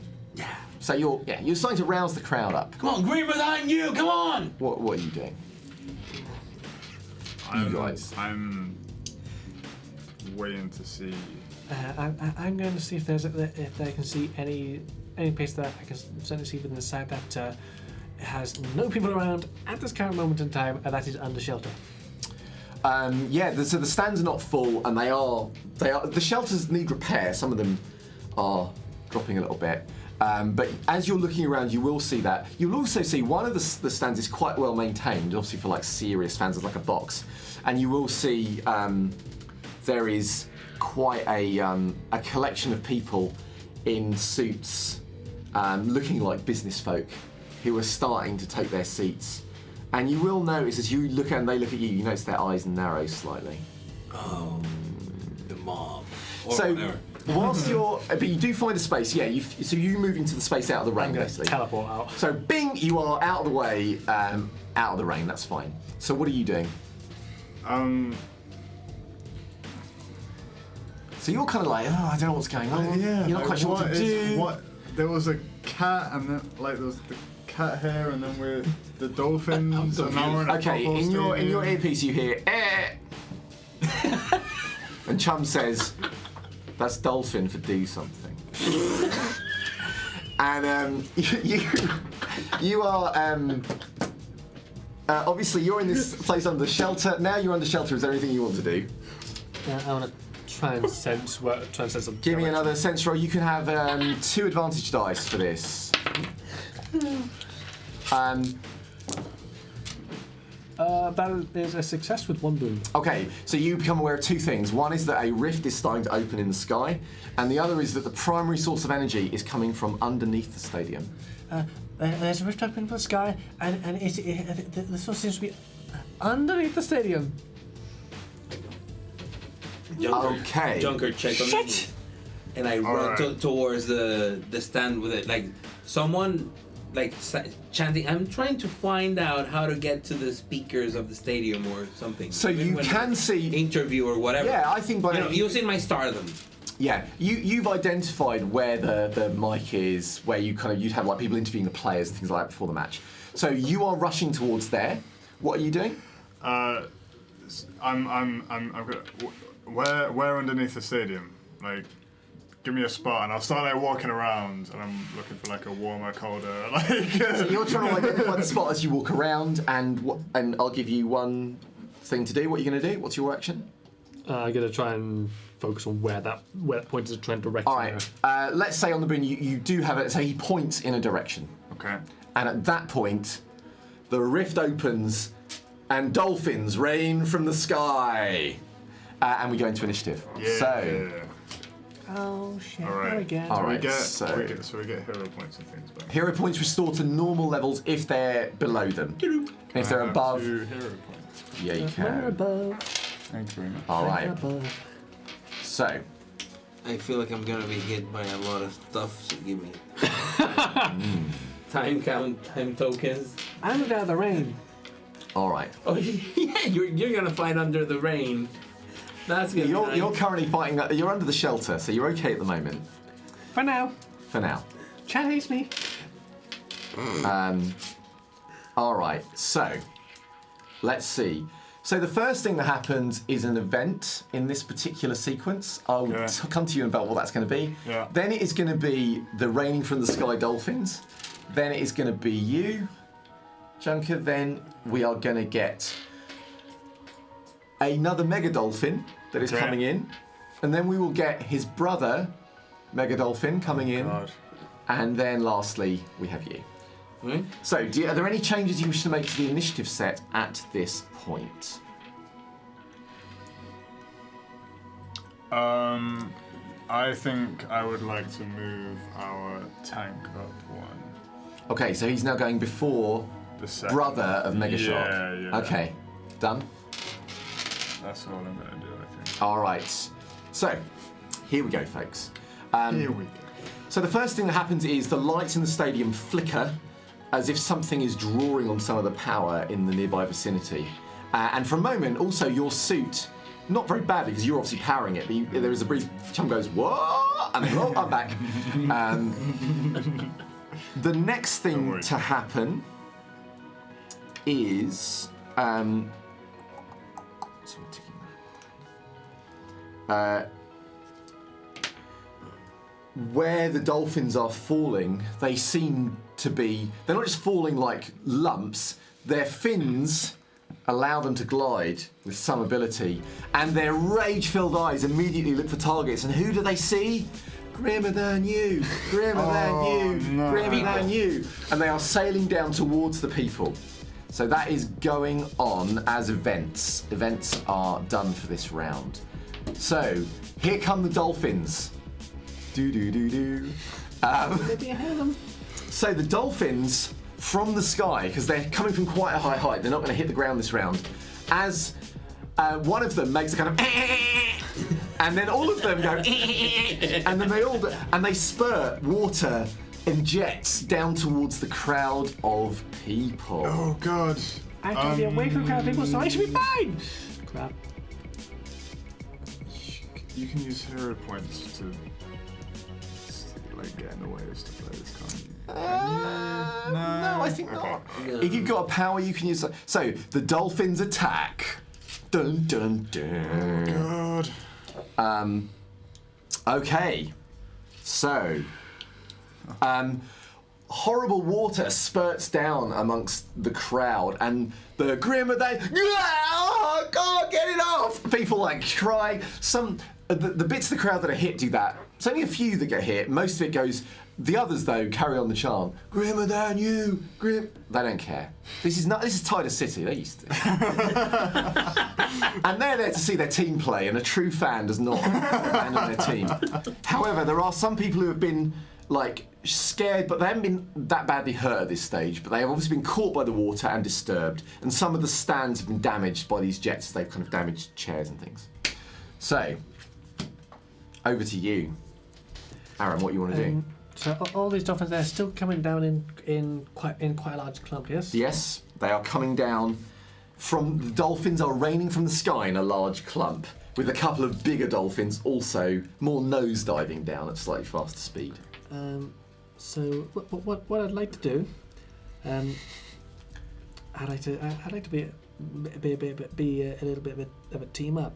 So what I'm intending to do is trying to teleport next to Mr. Junkyard and try and use Junkyard. yeah, Junkyard. And And use actually try and boost his try and use my energy along with his ability to manipulate that energy to make it a more focused blast. okay, so you can just do that on his action using a hero point if you like. You can do a support action, but you can also take an action yourself if you want. So teleport next to him and blast and then. Okay, hang on, I see. So what you're saying is you want me to use a hero point? So you're going to try and what you're going to do is you're going to teleport like underneath them and try and blast up at the dolphins. What is your intent when you blast up? Are you trying to deal damage? Are you trying to do something different with the blast? I think my intent is to try, because the dimension rift's still open, yes? The rift is it's still open. It's only just open. Oh, you want to close the rift? I want to try and close that mouth. Nice. Okay, so you're aiming for the rift, not the dolphins. Rift, dolphins. Okay, fine. So let's say you can just teleport as a move action. That's fine. You appear, you create your blast. Let's say you can have a boom dice for trying to shut the rift with your blast because you have tuned yourself to this energy. I think it's a reasonable thing. But I'll give you 2 dice because you are tuned to it. There you go. That is a success with 1 boon. So you blast the rift, it shuts. So obviously some dolphins have already rained from the sky, but at this point, no more dolphins will rain from this rift. Nice. From the sky. Nice. So you have. I don't like the way you said this rift. I mean, you gotta cover your bases as a GM, right? All right. So Junker, it's your action. Okay. So, Chum, I hope you've been practicing. Try and get those dolphins away from the bystanders, and I'm gonna tap him into the speaker system. Oh, using. Wait, can I? Yes. Do that? When he just starts saying that, I go like, I'm here in front of the speaker system and the cameras. So are you gonna? So what are you gonna do? How are you gonna help him to get? I'm gonna help him since I was getting. Yeah, you've already run there. To all of that, I'm just gonna connect the. Oh, your thing, my earpiece to the audio system. I like it. So Chum has a direct line to Nice. So we I like can talk that. to So all you the spend a hero dolphins. point. My hero point. All right. So you get 2 bonus dice for the assist. I'll also give you another 2 bonus dice because it's just kind of cool. You could take the spotlight if they all come up. Isn't that exciting? What am I rolling? So you are basically rolling. Will you choose? What are you going to take it off? It was your technopathy. AI, so probably technopathy. I think. Technopathy or Yeah, like user computer. I've also got Technopathy, I think. Technopathy. Okay, right. Yeah. I'm not taking the stage, but that is a success with an advantage. Okay, so so Chum is like, and the dolphins that are falling from the sky, the big clump of them, begin to divert away from the people on the stands, as does one of the bigger dolphins. So only one of them is now kind of coming in a dangerous sense. When you were trying to redirect them, were you trying to redirect them anywhere in particular?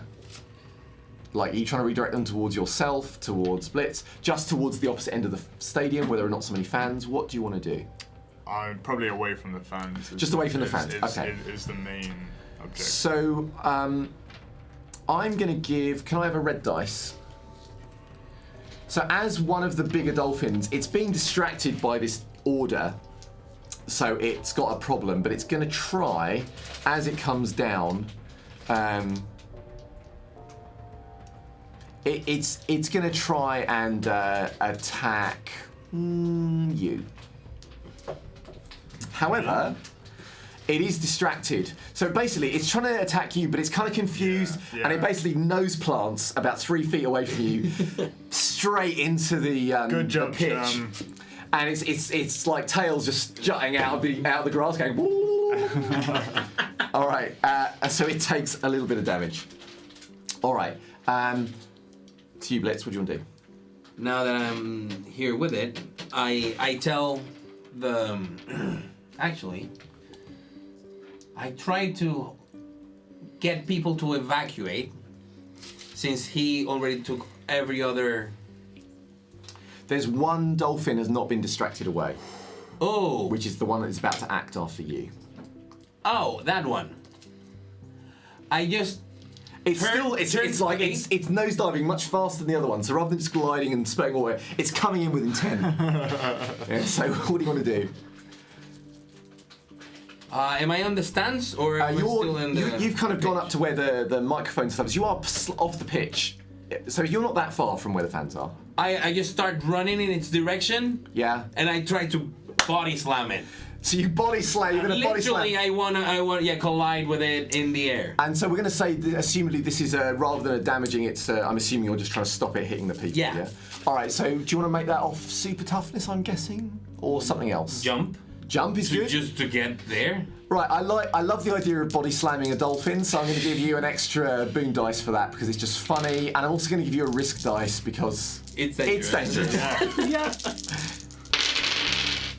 And I actually make it with no, they cancel each other out. Okay, cool. So I just make it. So above the crowd are going tougher than you, tougher than, and then you sail no, and boom, you body slam each other and sail past the crowd, and they're like, as you go by, one of them has the presence of mind to take out a phone and go click, as it happens, but most of them are just like.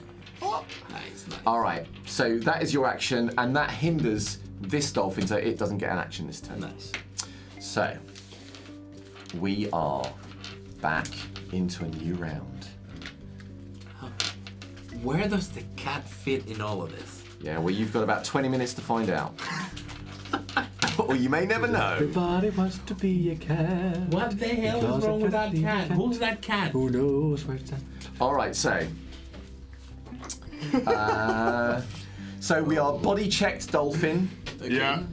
Then you. Junker. Group of dolphins. Aram. Distracted in the pitch dolphin. An event. Another event? The same event that's been progressing, yeah. And yes. So, leader, any shifts to initiative you want to make, or are you happy as is? Let's put the support before those minions. Okay. Because they're still in the air, aren't they? They are still in the air. So pretty easy. Yeah, they're targets. easy, and they're also they've been lured away for the moment. So, body check dolphin goes first. It's not very happy with being body checked. And so you're basically belly to belly sailing through the air still, and he just starts to go Okay. on you as best he can. Playing you like a bongo. Bring it on. Come on. Oh, but he's too close. He can't get the. It's all about leverage. It is all about leverage. So, Junker, it's you. Junker. What do you want to do? There's as it's coming to your turn, by the way, there is a rumble of thunder, and the rain starts to come down in heavy sheets. Our room is going to die. So, what are you going to do? What are you going to do? So I am where he pointed. Yeah, you're standing directly, and there is a dolphin Probably directly a next to you. safe place to be. Yeah, you are, but supposedly standing directly above the source of the trouble. Can you control it? I am going to. Yes. What are you going to do?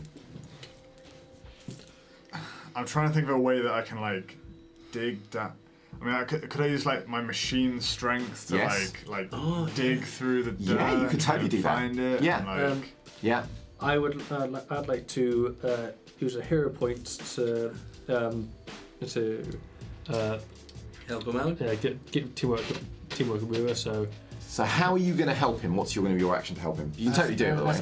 As I'm beside him after that blast, I'm going to place a hand on him and try and push some of my yeah, okay. power him. So he gives you like a I'm surge like of super energy. Yeah, you're supercharged and you start like going through there. Alright, so add 2 dice for the heroic assist. Add a dice because it's kind of a crazy fun idea. Yeah. And no, I'm not going to give you risk dice for this, just go for it. What am I rolling on? Just You are rolling under. Oh, it's because it's your lift suit ability, isn't it? yeah, like it's part of my. Just give me a roll and I'll tell you what happens. Okay. That is 69 with 2 Boons. Okay, so you start to like brass and mud flies up and you hear some people go, "Oi, that's our bitch!" And you rapidly get through to some kind of structure underneath. And as your hands are going into it, you realise that instead of it being as solid as like the kind of ground beneath the earth should be, it's more malleable. And you just tear that open as well. And suddenly the ground gives way, and like he drops through the floor, you drop through the floor with him. You can see like a crater has opened up in the middle of the football field. Yeah. And you are now standing in a weird underground chamber with like natural formed rock laced with crystal that is slightly warpy to the eye, like it doesn't quite hold its shape. And sitting on a single cushion in the middle of this crater is a grey-furred, small, 3-eyed cat. And at the moment, it just seems to be purring quietly to itself, completely oblivious to everything that's just happened. None of the rubble or the wreckage has hit it, but it has formed a weird kind of energy pattern around it, like as if some kind of invisible force has pushed the rubble into this weird, not even I would say a symbol, but it's not recognisable to any kind of human eye. It's just a weird arrangement around it. So that is where you have landed on your action. It is now your action. So you are here. There is a cat. It is purring. The energy is extremely strong and potent around the cat. And reality seems to be warping and shifting slightly around the cat. Like the air bends and blurs around it. It currently seems unaware of you. Whose turn is it? It's Okay, go. I need a down tough guy. I'm guessing it's still raining on me. It is raining, so you will have a risk dice to whatever action you take this turn. So what are you going to do? Try to pet the cat. I need an action from you though, because How cute is the cat? Oh, the cat's very cute at the moment. Just looks like a cat with his eyes shut. I don't know the way it said at the moment. At the moment. Kitty. Okay, so you're going to go and try and pet the cat. What's your intent? To calm it? To befriend it? To just get close enough to hurt it? What are you trying to do? I'm trying to make friends with a kitty. Okay, do you have any skills? This is not a time to be creepy. Do you have any other skills that will enable you to...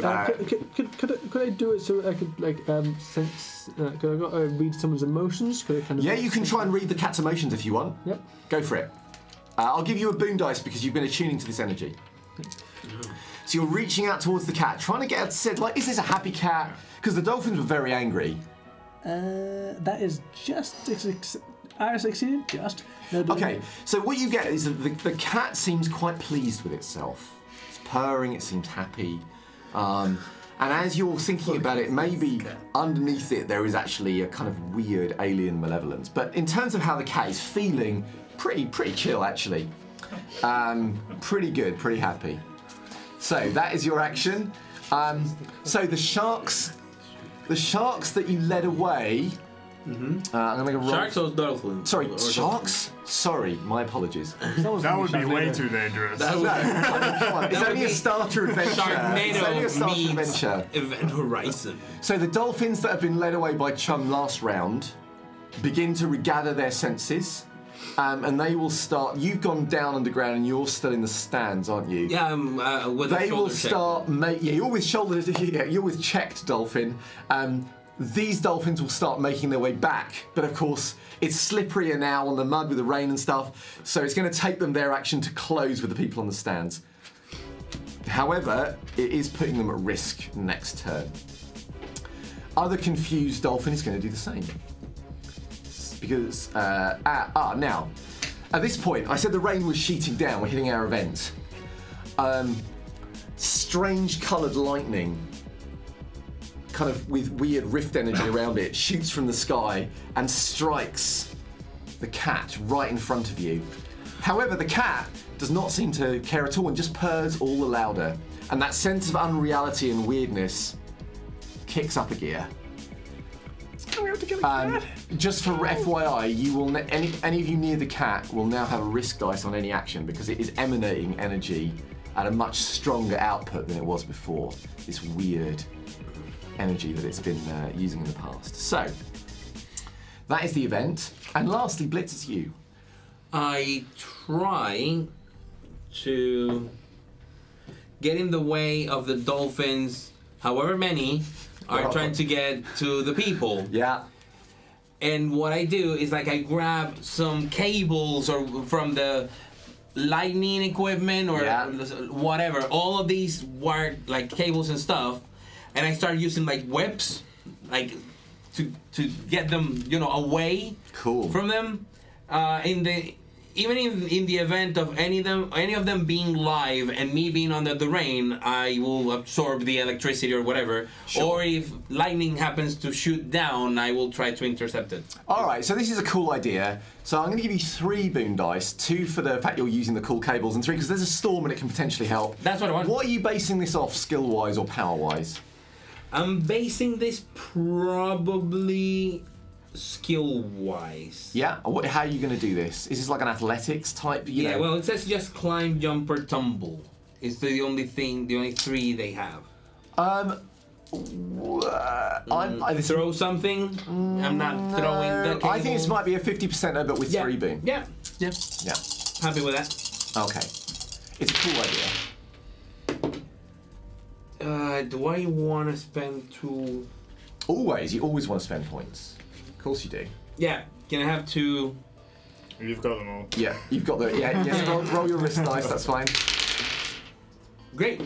I succeed. No boons, no nothing. Okay, so just a straight success. Yeah. So what I'll say is the majority of the dolphins that were confused by the earlier command, they've been making their way back towards the fans, and now you step forward, these cables like crackling in the rain and sparking, and some of them just like kind of being caught up into your kind of tattooed flesh and lighting up the designs there as you come forward and you start corralling them away from the people who are now starting to cheer again.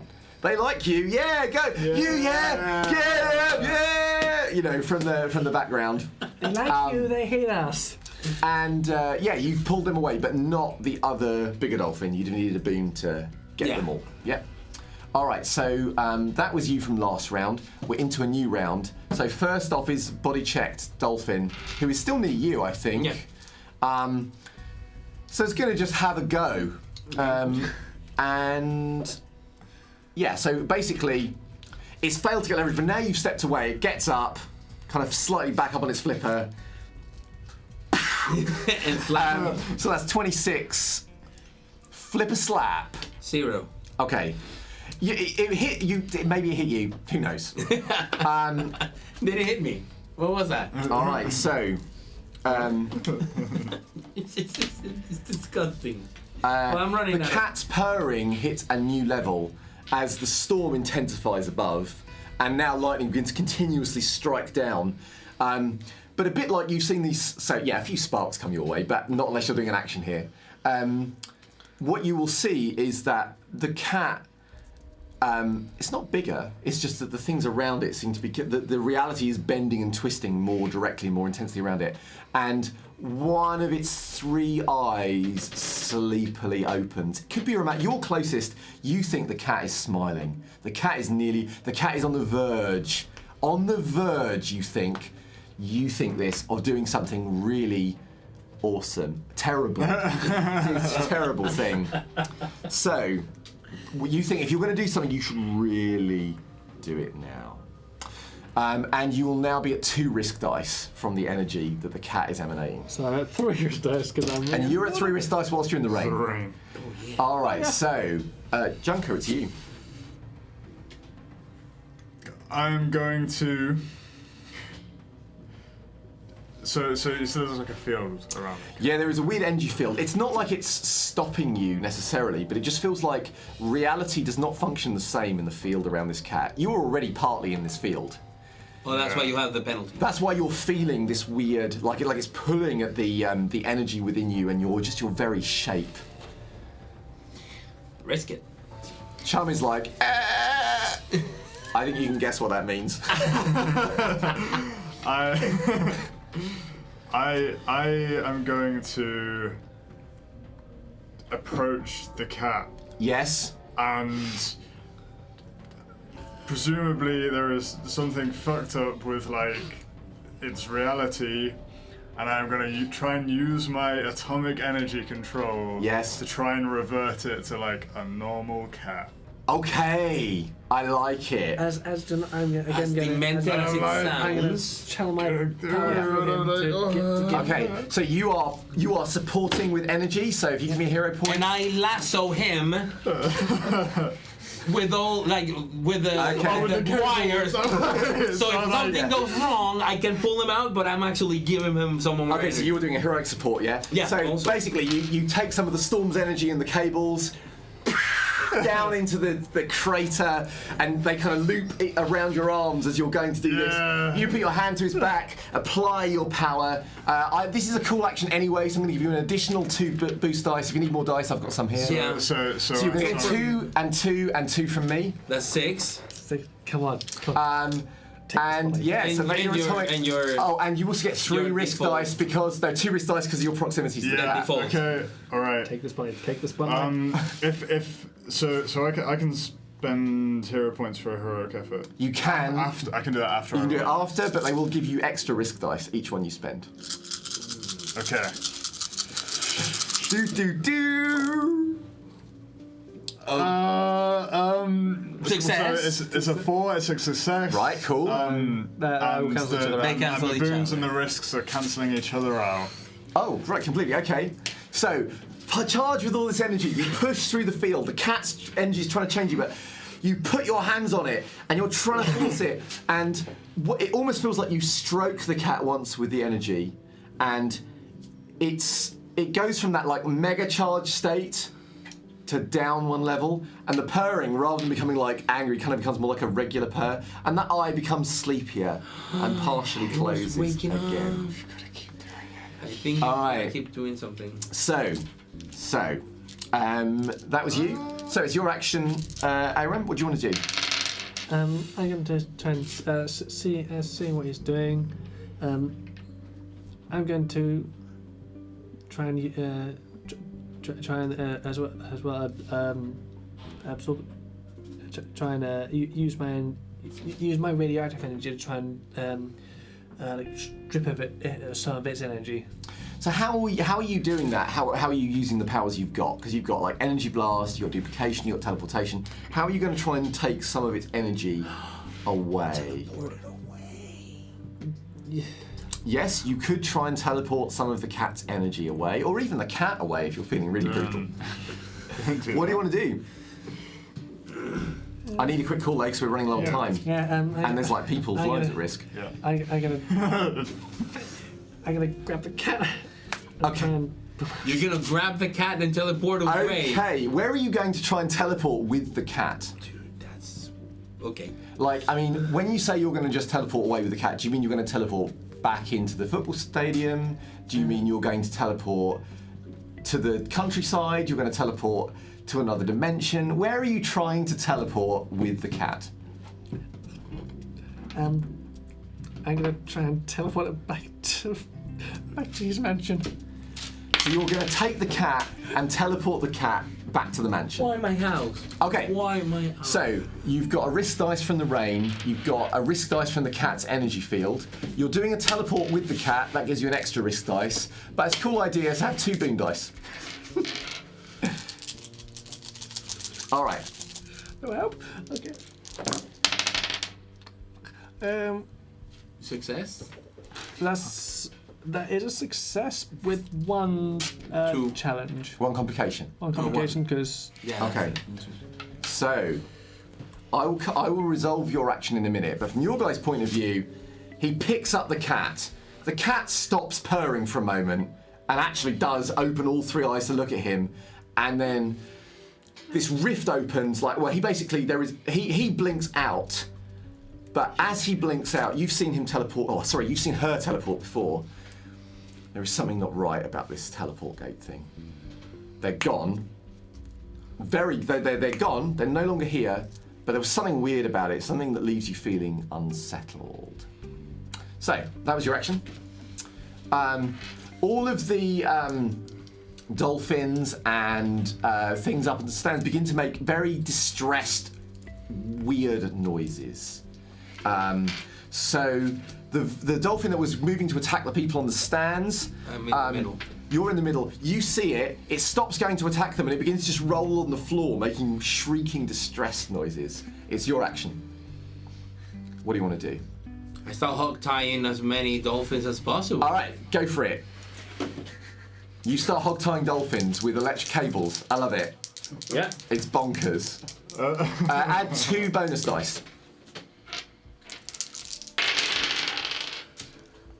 68, 1 wound die. Okay, you make short work. They're not resisting. Even the big group of dolphins have stopped. I mean, they're hard because they're moving, but they're not actually fighting you properly. You begin tying them up very rapidly. They're not behaving like angry dolphins anymore. Mm-hmm. They're behaving more like very, very distressed people. So you begin tying up the dolphins. We are going to come out of our initiative track at this point. Okay. What are you doing? What are you doing, Junker? So As you just before Chum says, "Oh, this is horrible. Oh no, make them stop. Oh no, oh." Oh, yeah, now that he can understand what they're saying. Yeah, he can understand the dolphins. What do you want to do, Junker? So I'm just in a weird crystal cave. So now everything. So you're still in a cave. It's still really weird, but it's set. It's now not a fixed environment. Yeah, it's no longer shimmering. And the rift? The rift has closed. The storm becomes just normal Tidus City grimness. So there's just a cushion on the floor. Some of the fans notice the crater now and they're starting to get quite upset. Okay, the cushion in the floor. Oh, the cushion's still there. Does it radiate energy? Check it with your system. Yeah, like it's Okay, yeah, it's still residually okay. radiated. Okay, Right. so the source was the cat, not the cushion. Just to make sure.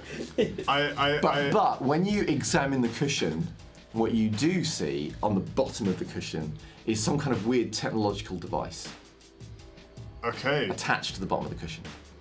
I use technopathy to Sure. try and work out Yeah, what's go for it. going Give me a on very with- quick roll. I go back to the thingies.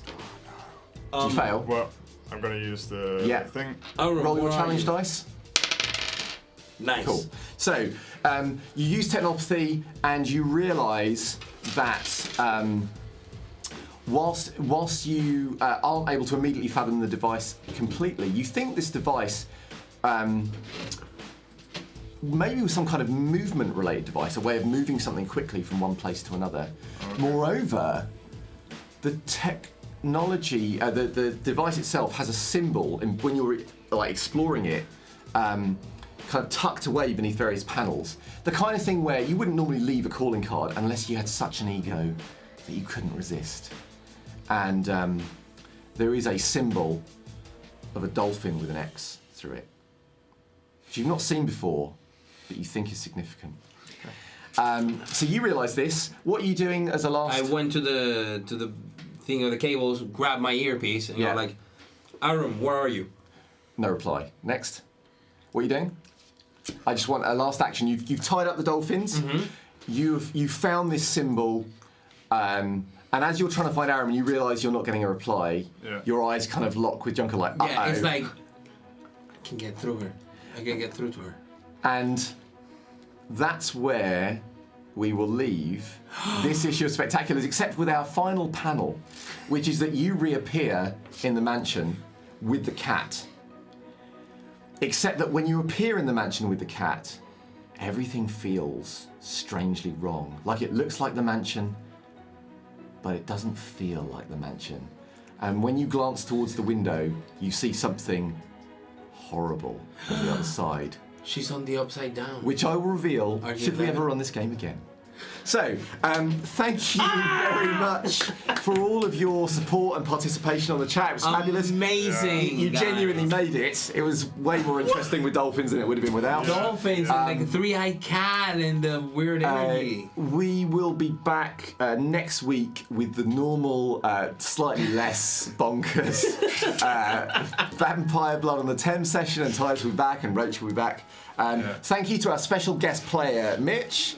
And thank you also, guys. There was obviously a lot more kind of fast-paced interaction, well handled. And and thank you to Rachel for our special overlay for this episode as well. Yes. If you thought that sounded like fun, there's currently a 15% discount if you go to the Spectaculars website, and we will be putting a link somewhere for you soon. And it is lots of fun. Yeah, I had a lot of fun with that, and not just the crazy dolphins and stuff. Like I thought the system was actually really fun. Yeah. It's very straightforward, very good. So, thanks again. We will see you next week. Bye.